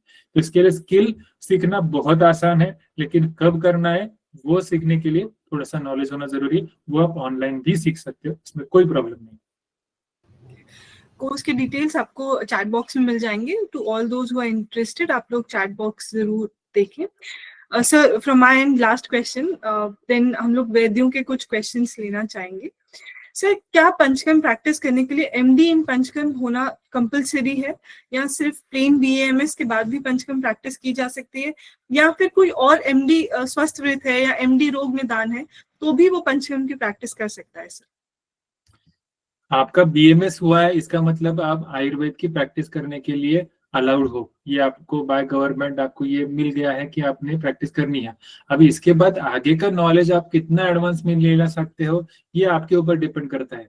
आपको इसका मतलब क्या, दक्ष तीर्थार्थ शास्त्र दुष्टकर्मा शुचिर विशक, इसमें से आपने बहुत सारे कर्म देखे हैं, तो MD करते हैं इसका मतलब क्या, उस चीज में हम थोड़ा सा और ज्यादा काम करते हैं। अगर आपने प्रैक्टिस में अगर उसी तरह से ज्यादा टाइम देकर पंचकर्मा सीखने के लिए कोई कोर्स किया है, पंचकर्मा को खुद प्रैक्टिस करते हैं, नंबर ऑफ पेशेंट्स देखते हैं, किसी कैंप में जाते हैं, तो आप क्या कर रहे हो, वही तो कर रहे हो। उसके लिए एक डिग्री होने की कोई जरूरत नहीं है, MD पंचकर्मा हो जाते हैं जैसे मैंने किया है तो अच्छा है, that is well and good. लेकिन अगर नहीं किया है तो आप प्रैक्टिस नहीं कर सकते, ऐसा कुछ नहीं है, आप प्रैक्टिस तब भी कर सकते हो। अगर आपको MD के लिए जो उतना खर्चा या फिर उसका टाइम ये सब मैनेज नहीं हो रहा, कुछ लेडी वैद्य रहते हैं जिनका भी शादी जल्दी हो जाती है, तो फिर बच्चे रहते हैं, तो फिर वो सब कैसे करेंगे, कुछ नहीं, आप ऑनलाइन कोर्स करो, फिर उसके बाद कभी लगता है तो कम्युनिटी के साथ कुछ क्वेश्चन आंसर रहेंगे तो उसमें भी आपको मिलेंगे आंसर्स। तो जिस तरह से आप प्रैक्टिस कर सकते हो, प्रैक्टिस के लिए कोई प्रॉब्लम नहीं, after BMS you can practice. और अगर स्वस्थ वृत्त में है वगैरह तो वो आपका एक्स्ट्रा नॉलेज है जिसका आप आपके प्रैक्टिस को एनहांस करने में थोड़ा सा किस तरह से हेल्प हो सकता है, उसका भी आप विचार कर सकते हो। लेकिन एमडी पंचकर्मा होना, हाँ ये चीजें है कि कहीं अगर आप जाके अटक जाते हो तो जिसमें थोड़ा सा डीपर अभ्यास किया है तो उससे हम थोड़ी सी सलाह ले सकते हो। जैसे कि हमारे यहाँ पर भी कोई अगर कॉम्प्लिकेशन हो जाता है किसी पेशेंट के लिए, तो कोई हमारे सीनियर डॉक्टर होते हैं उनसे हम सलाह मशवरा कर सकते हैं ना। तो आयुर्वेद में ही इटसेल्फ बताया कि संध्या संभाषा बताई है, तद्वितीय संभाषा बताई है, तो ये किस लिए बताई है? अगर खुद एक वैद्य एमडी पंचकर्मा हो गया तो वो किसी से बात करेगा नहीं, ऐसा नहीं है ना। वैद्य समूह निस्संशय कराना वो किस लिए होता है? इसी के लिए तो होता है। तो हम कर सकते हैं, कोई प्रॉब्लम नहीं। Thank you first of all, sir. इतना insightful session के लिए. Now we'll move to the last part of the session. जिन्हें भी कोई भी question हो, I would request everyone कि आप one by one question put कर सकते हैं, आप hand raise कर सकते हैं, and then we can unmute. So firstly, I would request Vaidya Sapna ji to please unmute the mic. Sapna Singh ji can please unmute and proceed with the question.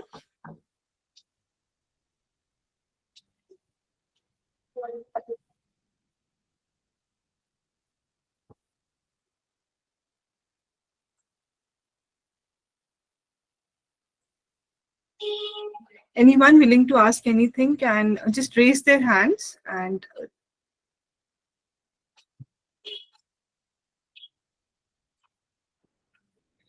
Sapna ji, are you there? Akansha Mishra ji can please unmute. Hello. Hello. Hello. Myself Sapna, ma'am. Yes, Hello. ma'am. You can please proceed with the question. जी मेरा एक question था। मेरी एक patient है तो Yes. अर्धाव भेदक की है सर, और उसको ईयर में भी कुछ प्रॉब्लम थी जिसके लिए उसने एलोपैथिक ट्रीटमेंट लिया था। तो मैंने उसको सर शिरोधारा और नस्य और पत्र पोटली स्वेद शुरू किया। तो अभी वो जैसे ही उसका शिरोधारा हुआ, next day she is complaining मेरा सिर बहुत भारी हो रहा है, मुझे बहुत वीकनेस है और मैं उठ नहीं पा रही हूँ, चल नहीं पा रही हूँ, मैं तो पहले से भी ज्यादा मतलब हालत मेरी खराब हो रही है। तो मैंने उनको बोला था कि अच्छे से कवर करके जाना। तो मुझे लग रहा है बीपी वगैरह सब उनका नॉर्मल है सर, वाइटल्स वगैरह सब नॉर्मल है। तो ऐसे क्यों हो रहा है सर, मुझे नहीं समझ आ रहा है। सबसे पहले तो जैसे आपने कहा था कि उनको अर्धव भेदक है, लेकिन वो जो शिरशूल उनका है वो वातज है, पित्तज है, कफज है, उसके बारे में आपने कुछ बताया नहीं है, तो वो किस तरह से था? सर मुझे वातज लगा, जो हाँ उन्होंने मुझे बताया उसके बेस पे वो मुझे वातज लगा। हाँ, मोस्ट ऑफ द टाइम्स क्या होता है कि नस्य और शिरोधारा हम डायरेक्टली स्टार्ट करते हैं, उससे के पहले पेशेंट का अनुलोमन करवाना बहुत जरूरी होता है, दीपन पाचन अनुलोम। तो वो करवाना एक सबसे पहला इंपॉर्टेंट पार्ट होता है। सेकंड पार्ट होता है अगर वो वातज शिरशूल है तो उसमें उनको रिजल्ट आने ही चाहिए। अगर नहीं है, वहां पर कोई अनुबंध रह सकता है, जैसे कि कफ का अनुबंध रहा होगा, तो जिससे क्या हो जाता है कि शिरोधारा करने के बाद बहुत सारे पेशेंट को सिर भारी होना, ये मोस्ट ऑफ द टाइम होता है। और जैसे कि आपके पेशेंट्स को आपको ये बताना भी है कि पहले 1-2 दिन के लिए आपको ऐसा लग भी सकता है, ये आपको प्री काउंसलिंग में उनको बता देना है। और उसके बाद शिरोधारा करने के पहले और बाद में उनको, या फिर नस्य करने के पहले और बाद में 1 से 1.5 घंटे उनको कुछ खाना नहीं है, कुछ पीना नहीं है, सिर से स्नान नहीं करना है। ये सारी चीजें उनको ऑलरेडी बतानी है। आते जाते उनको पूरी तरह से पैक करके जाना आना है, पूरी बॉडी को ठंडी हवा नहीं लगनी चाहिए, और उनका पेट पूरी तरह से साफ होता है कि नहीं होता है वो देखना है। या फिर रात में वो सोते समय कुछ खाना दूध पीती है, ठंडा पानी पीती है, सुबह उठते ही ऊषक पान करती है, ऐसी अगर कुछ चीज रही होगी जिसकी वजह से कफ दोष जो है या फिर वात दोष है ये टुवर्ड्स सिर की तरफ अगर जाते हैं, तो फिर वहां पर उनको दर्द होना, भारीपन आना, ये सारी चीजें होती है।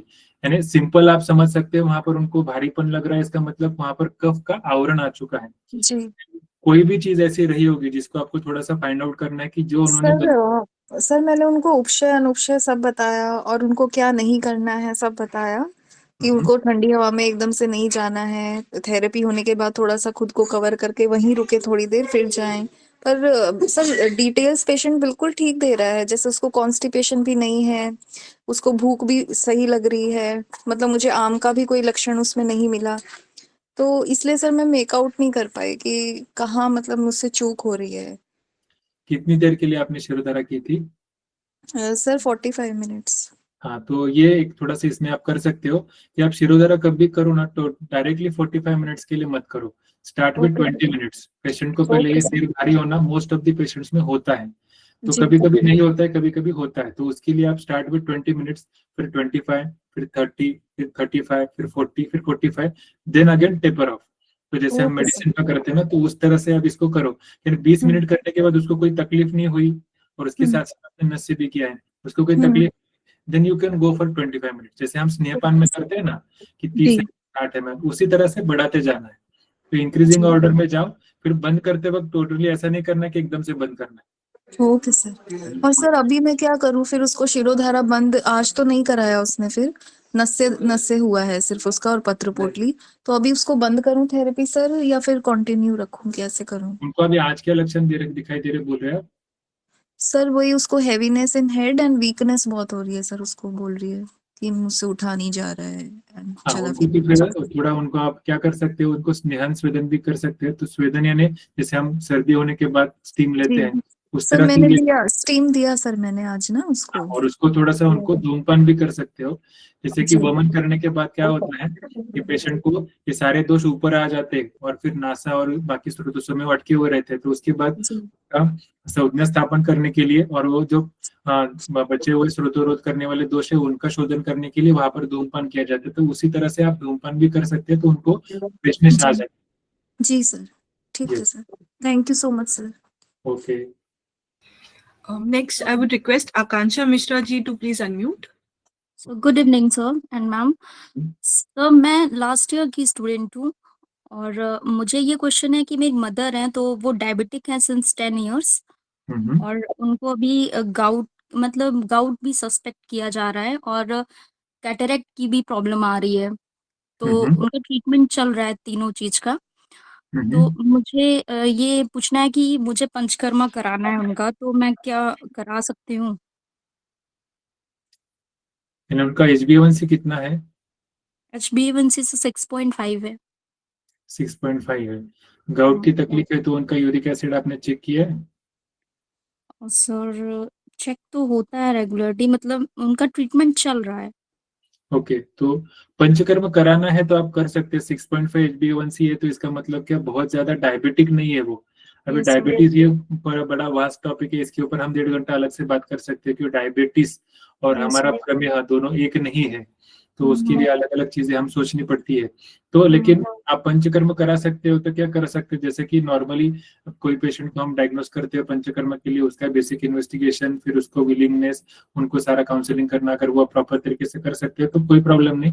हाँ, डायबिटीज है तो उसमें हमें क्या करना रहता है, उनको थोड़ा सा थकान जल्दी आ जाती है, उनको कोई इस तरह से अगर उनका मेडिसिन चल रहा है उसके लिए वो 6.5 है या फिर कंट्रोल में है इस तरह से, या फिर इंसुलिन चल रहा है उसके बाद भी 6.5 है, वो अलग बात है यानी नहीं नहीं, इंसुलिन नहीं चल रहा सर, नॉर्मल, मतलब उनका डायबिटीज नॉर्मल ही रहता है।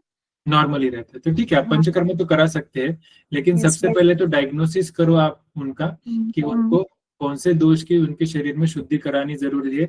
अभी उनके शरीर में डायबिटीज है और वातरक्त है, इसका मतलब क्या क्लेद है जो उनके रस में भी है और रक्त में भी है। सर रस में पूरी है, बॉडी में इचिंग भी हो रही है उनको सिंस 4 to 6 मंथ। यस, वो जो क्लेद है ना उनके शरीर में रस में भी है और रक्त में भी है। रक्त में है इसके लिए उनको इचिंग हो रही है और वातरक्त की तकलीफ हो रही है, और यस उसी रस में है इसके लिए जो आम जो कहेंगे वो रसगत है, इसके लिए क्या हो रहा है शरीर में जैसे डाइजेशन इश्यूज भी हैं। हाँ, तो उनको पहले दीपन पाचन आप देखे, उनका एज कितना है? एज तो 50 है। 50 है। अगर वो उनका बाकी सब ओवरऑल ठीक है तो उनका वमन भी करा सकते हैं, विरेचन भी करा सकते हैं, बस्ती भी करा सकते हैं, लेकिन स्टेप बाय स्टेप करो। 1 महीने में करो, दूसरे महीने में दूसरा करो, तीसरे महीने में तीसरा, लेकिन पेशेंट का सहत्व सहना सब देख के फिर वो करना है। अगर आपको प्रॉपर तरीके से आपने जैसे कि वमन विरेचन बस्ती का प्रोसीजर सीखा रहेगा तो उसके हिसाब से वो सारी चीजें आपको करनी है, कर सकते हो, करने के लिए कोई प्रॉब्लम नहीं। सर मैं स्टूडेंट हूँ अभी।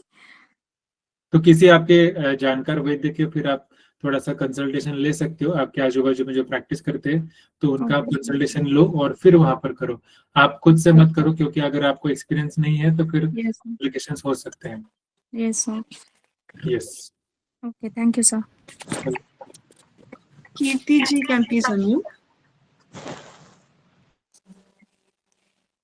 Kirti ji can please unmute. Would request Shraddha ji to please unmute the mic. Sir, good evening. Good evening. Yes. Sir, I just want to know about that कि अगर हम स्वस्थ शास्त्र रक्षणम के लिए स्नेह पंचकर्म कराना चाह रहे हैं तो स्नेहन के लिए हमें किस तरह का स्नेह यूज करना चाहिए, मतलब कौन कौन से स्नेह हम यूज कर सकते हैं? अगर आप स्वस्थ व्रत के लिए कर रहे हैं तो मोस्ट ऑफ द टाइम्स हम स्नेहपान कराते, तो वमन करते हैं, विरेचन करते, तो उसके लिए हम स्नेहपान कराते हैं. तो विरेचन के लिए आप पंचतिक्त घृत जो होता है, तिक्त घृत जिसे हम कहते हैं, तो उसका आप नॉर्मली यूज कर सकते हो. या फिर जैसे अच्छा पान स्नेह कर रहे हैं तो उसमें सिर्फ घी अगर यूज करते तो भी चल सकता है, कोई प्रॉब्लम नहीं है. ऐसा कुछ नहीं है, कुछ मेडिकेटेड घी पहले यूज करना चाहिए. अगर हम विरेचन के साथ कर रहे हैं तो फिर पंचतिक्त के लिए जा सकते हैं, वमन में भी वही यूज कर सकते हैं, यानी 90% केसेस में वही यूज होता है. लेकिन अगर कोई जैसे आप कोई मोटिव रखते हैं कि जहाँ पर कोई उनको पहले से बीमारी है या कुछ है, तो उसके हिसाब से नहीं आप सर, हम स्वस्थ शास्त्र रक्षणम के लिए कर रहे हैं तो नॉर्मल मैं ये जानना चाह रही थी कि इसमें हम प्लेन घृत देंगे, इधर मेडिकेटेड देना चाहिए, medicated in the sense of मूर्छित स्नेह देना चाहिए क्या? इज इट कंपल्सरी और नॉट? मूर्छित स्नेह करना यानी मूर्छना किस लिए होता है? जो घृत या कोई स्नेह होता है उसका जो गंध आम दोष रहता है उसको दूर करने के लिए वहां पर वो मूर्छित स्नेह दिया जाता है. तो आपको मूर्छित स्नेह देते हैं तो ज्यादा अच्छा रहता है. इसके लिए सिंपली पंचतिक्त घृत यूज करते हैं तो वहां पर मूर्छना भी हो जाती है, आम दोष भी चला जाता है इसका. तो एक बार आप उसमें यानी इसमें अगर एलोपैथी के हिसाब से आप या फिर मॉडर्न साइंस के हिसाब से कहें हम अगर देखते हैं तो बहुत बार घी कितने दिन से पड़ा हुआ है वो नहीं देखते हुए उसके एंटीऑक्सीडेंट्स या फिर ऑक्सीडेंट्स तैयार हो जाते हैं, तो उसको कम करने के लिए भी उसको उबालते हैं तो फिर वो कम हो जाते हैं. तो इसके लिए उसको सिद्ध देते हैं तो ज्यादा अच्छा है, उसका अजीर्ण नहीं होता है. तो इसके लिए आप प्रेफरेबल है कि आप वहां पर पंचतिक्त घृत दे सकते हैं, कोई प्रॉब्लम नहीं है. जी जी, थैंक यू. Yes. सर, इसमें हम स्नेहन स्वेदन भी कवर करेंगे प्रॉपरली? हाँ करेंगे, क्योंकि हमें स्नेहन स्वेदन करना वो किस लिए पहले वो समझना है. स्नेहन स्वेदन दोषों को पूर्ण में लाने के लिए है. आप वमन विरेचन करा ले तो आपका पहले मोटिव वो है कि उनको बाहर निकालना है. अगर वो वहां पर आएंगे ही नहीं तो फिर आपका प्रोसीजर हो जाएगा लेकिन दोषों के लिए कुछ फर्क नहीं पड़ेगा. जी जी. हाँ, तो लेकिन कब करवाना है उसके लिए भी सोचना पड़ता है. पहले दोष गति यानी शाखा गति, कोष्ठ गति, बिल्कुल sir ji. Relation to modern science क्या होता है वो थोड़ा सा नॉलेज होना चाहिए. फिर उसके बाद आप वहां पर वो सारी चीजें कर सकते हैं कि स्नेहन स्वेदन ड्यूरिंग स्नेहपान करवाना है तो कब करवाना है, स्नेह जीर्ण होने के बाद करवाना है कि बीच में करवाना है कि पहले करवाना है, उसके लिए भी उसके पीछे की जो साइंस है आपको पता होनी चाहिए. जी सर. सर, स्नेहन जो कर रहे हैं हम, पान कर रहे हैं, तो क्या उसको डिवाइडेड डोज में दे सकते हैं या पूरी मात्रा एक साथ ही देनी है मॉर्निंग आवर में? पेशेंट के ऊपर डिपेंड करता है, पेशेंट के सत्व और पेशेंट का अग्नि इसके हिसाब से. लेकिन अगर आप डिवाइडेड कर सकते हैं, कुछ ये रेयर केसेस में करना चाहिए. आप एक्चुअली अच्छे पान करते हैं तो पूरी मात्रा देनी चाहिए, उसमें भी हीन मात्रा, मध्यम मात्रा, प्रधान मात्रा, फिर शमन स्नेह, शोधन स्नेह, ब्रूहण स्नेह अलग अलग कब देते हैं उसके हिसाब से उसका काम बदल जाता है. अगर आप डिवाइड करते हैं तो ये थोड़ा एडजस्टमेंट है, उसे हम कहेंगे विचारणा. तो विचारणा स्नेह कब देना है वो जैसे कि हम खाने में मिक्स करके भी दे सकते हो या फिर डिवाइड करके भी थोड़ा थोड़ा दे रहे हैं. लेकिन आइडियल है कि रात का भोजन पचने के बाद और आगे की भूख लगने से पहले आपको बीच में शोधन स्नेह देना होता है. तो उस टाइम में अगर देते तो दैट इज आइडियल. जी जी. कई एक्सपर्ट्स प्रेफर करते हैं ना कि अगर पेशेंट एक साथ मात्रा नहीं ले पा रहा है तो हम उसे डिवाइड डोज में भी दे सकते हैं. लाइक एक बार इसने सुबह दे दिया, फिर वो डाइजेस्ट हुआ, उसके बाद फिर से घी दे दिया, वो डाइजेस्ट होने के बाद फिर से जो बहुत ज्यादा मात्रा में जो देते हैं लाइक 30 ml देता तो कोई प्रॉब्लम नहीं है. पर अगर वो 100 से ऊपर चला गया तो थोड़ा डिफिकल्ट होता है ये पीना, जैसे कि पैलेटेबल भी उतना नहीं होता टेस्ट वगैरह के अकॉर्डिंग. तो क्या हम ऐसे दे सकते हैं उसको डिवाइडेड डोज में? डिवाइडेड डोज में देते तो क्या होता है कि आपको फिर उसके अग्नि का प्रॉपर तरीके से ध्यान रखना पड़ता है, क्योंकि पहला जीर्ण हुआ है इसका निर्णय कौन करेगा, पेशेंट करेगा कि आप करेंगे. तो वो इम्पोर्टेंट होता है, क्योंकि अगर वहां पर पेशेंट का निर्णय अजीर्ण होने का आप कर रहे हो तो दैट इज ओके. अगर पेशेंट खुद से कह रहे हैं हाँ मुझे भूख लगी है, तो पेशेंट को भूख दो टाइप की लगती है, एक घड़ी में लगती है, एक पेट में लगती है.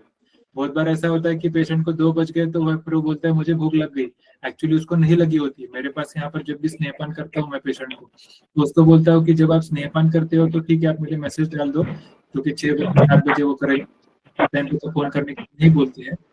लेकिन भूख लगती है मैं उनको बोलता हूँ कि आप क्या करो कि जब भी आपको भूख लगेगी तब मुझे कॉल करना। फिर उसके बाद मैं उनको क्वेश्चंस पूछता हूँ कुछ 2-3, फिर उसके बाद उनको कहता हूँ हाँ ठीक है आपको भूख लगी अच्छे से तो आप खाना खा सकते हो, या फिर क्या खा रहे हो वो भी पूछता हूँ। नहीं तो बहुत बार ये पेशेंट इसमें क्या करते थे कि 2 बज गए, मेरा हर रोज का टाइम खाने का 2 ही बजे थे, 30 ml लिया तो भी 2 बजे ले, 60 ml लिया तो भी 2 बजे ले, और 120 ml लिया तो भी 2 ही बजे भूख लग रही है। तो इसके में क्या हो जाता है कि अग्नि का जो होता है वहां पर अजीर्ण होने के चांसेस रहते हैं। फिर अधस्ता स्नेह दर्शन वो गलत तरीके से हो जाता है, उसको विरेचन होने लगता है। विरेचन इसका मतलब अजीर्ण वाला, तो फिर लगता है वो घी बाहर आ रहा है तो हमारा स्नेहपान पूर्ण हो गया। इस तरह से भी हमारी गलतफहमी हो जाती है। तो आइडियली है कि पेशेंट को जो हमने कहा है कि शोधन स्नेह देने के जो तरीके उसी में दे। अगर बहुत ही रेयर चांसेस में होता है कि हम अगर पेशेंट का अग्नि प्रॉपर तरीके से डायग्नोस कर पाते, उसका पाचन जो स्नेह का होता है प्रॉपर तरीके से डायग्नोस कर पाते, तो फिर डिवाइडेड डोज में आप जरूर जाओ। लेकिन क्या होगा कि आप 60 ml दोगे, समझो सुबह 120 ml का डोज देना है तो 60 ml को पचने में 2 बज जाएंगे। फिर उसके बाद आप तुरंत स्नेहपान दोगे तो फिर वो पेशेंट रात में 12 बजे तक उसका स्नेहपान होगा, फिर वो खाएगा कब? तो इसके लिए आपको डिवाइडेड डोज में देना है, उसको आपको विचारणा स्नेह देना है, ये याद रखना है। फिर इसमें वो धीरे धीरे स्नेहपान होगा और आपको उनको प्रॉपर अति मात्रा में या फिर जो बृहत मात्रा होती है प्रवर मात्रा उसमें शोधन नहीं कर पाओगे। तो इस तरह से हो सकता है। लेकिन आप स्वस्थ वृत्त कर रहे हो तो ठीक है, चल सकता है, कोई प्रॉब्लम नहीं।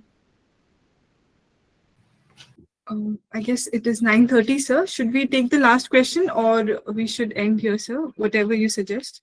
ठीक है, एक दूसरा क्वेश्चन है अगर लोग पूछना चाहते तो ले सकते हैं। Okay.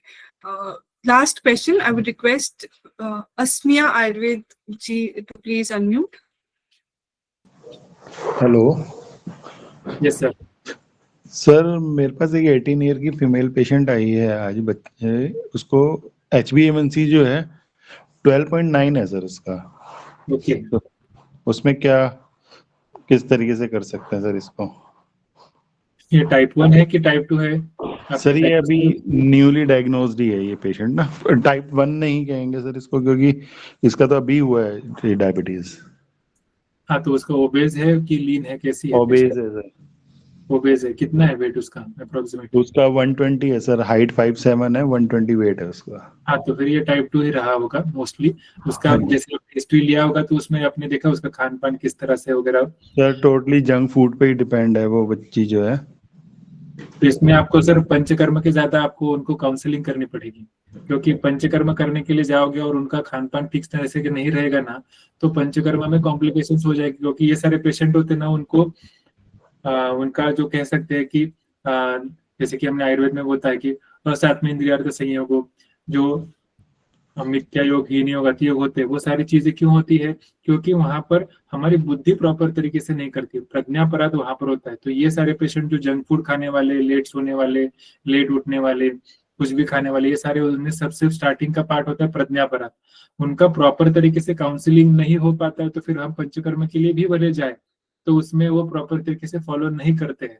तो फिर आगे क्या हो जाता है कि उसमें कॉम्प्लिकेशन हो जाती है। या फिर आप उसको माइल्ड पंचकर्म कर सकते हो, उसमें आप सबसे इंपॉर्टेंट क्या करो, उसका तो अच्छे से दीपन पाचन करो, काउंसलिंग करके उसके पहले उसका एक्सरसाइज चालू करवा दो। क्योंकि एक्सरसाइज नहीं करोगे, सिर्फ पंचकर्म करोगे तो उतने दिन के लिए उसको थोड़ा सा हल्का पेश होगा, 10-5 किलो वजन भी कम हो जाएगा, लेकिन वो 6 महीने के बाद वो उतना और फिर से एक बार पुट ऑन कर देगी। अगर पेशेंट की अगर हित के हिसाब से देखा जाए तो उसको पहले दीपन पाचन करना, फिर उसके बाद उसको प्रॉपर तरीके से एक्सरसाइज, खाने का टाइमिंग, सोने का टाइमिंग, ये पहले एडजस्ट करवाना। फिर उसके बाद उसको उद्वर्तन आप करने के लिए बोल सकते हो। उद्वर्तन से क्या होता है, मेदसा प्रविलापनम बोला है और कफहरम, तो उसका उसमें फायदा होने वाला है। फिर मेडिकेशन जो आप वहां पर देंगे, फिर उसको वमन की, विरेचन की, बस्ती की नितांत आवश्यकता है वो कर सकते हो, लेकिन एज पर पेशेंट कन्वीनियंस है। क्योंकि जैसे 120 kg 18 ईयर्स है तो वो मुझे नहीं लगता कि आपका वो घी पिएगी और वो सब करने के लिए रेडी होगी। तो पहले सबसे पहले तो आपको उसको काउंसलिंग ही करना पड़ेगा ज्यादा से ज्यादा मात्रा में। हाँ, फिर उसको अगर चलो 5-10 किलो विथ मेडिसिन और छोटे बाहर एक्सटर्नल थेरेपी जैसे उद्वर्तन से कम हो गया तो फिर उसका थोड़ा सा कॉन्फिडेंस बढ़ेगा, वो आगे आके आपके फिर वमन विरेचन के लिए भी आपको सपोर्ट करेगी। तो वो हो सकता है।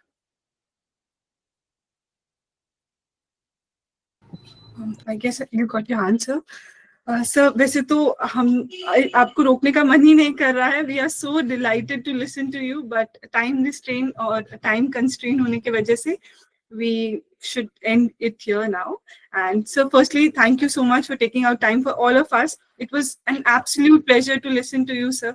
And आपका जो knowledge और experience है, I'm sure सबने बहुत enjoy किया होगा और कुछ ना कुछ लेके जा रहे होंगे. And we are very excited for the online session from 17th of November.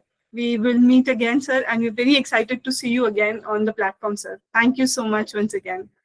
Yes. On behalf of everyone, sir. Thank you. Thank you. Good night, sir, and good night, everyone. So we'll be meeting now on 17th of November. जिन्हें भी online course के details चाहिए हैं, they can just scroll the chat box. Also, आप groups भी scroll कर सकते हैं, जहाँ से भी आपको ये message मिला होगा. वहाँ पे सारी details हैं, and we'll meet once again now from 17th onwards. Thank you, sir, and thank you, everyone.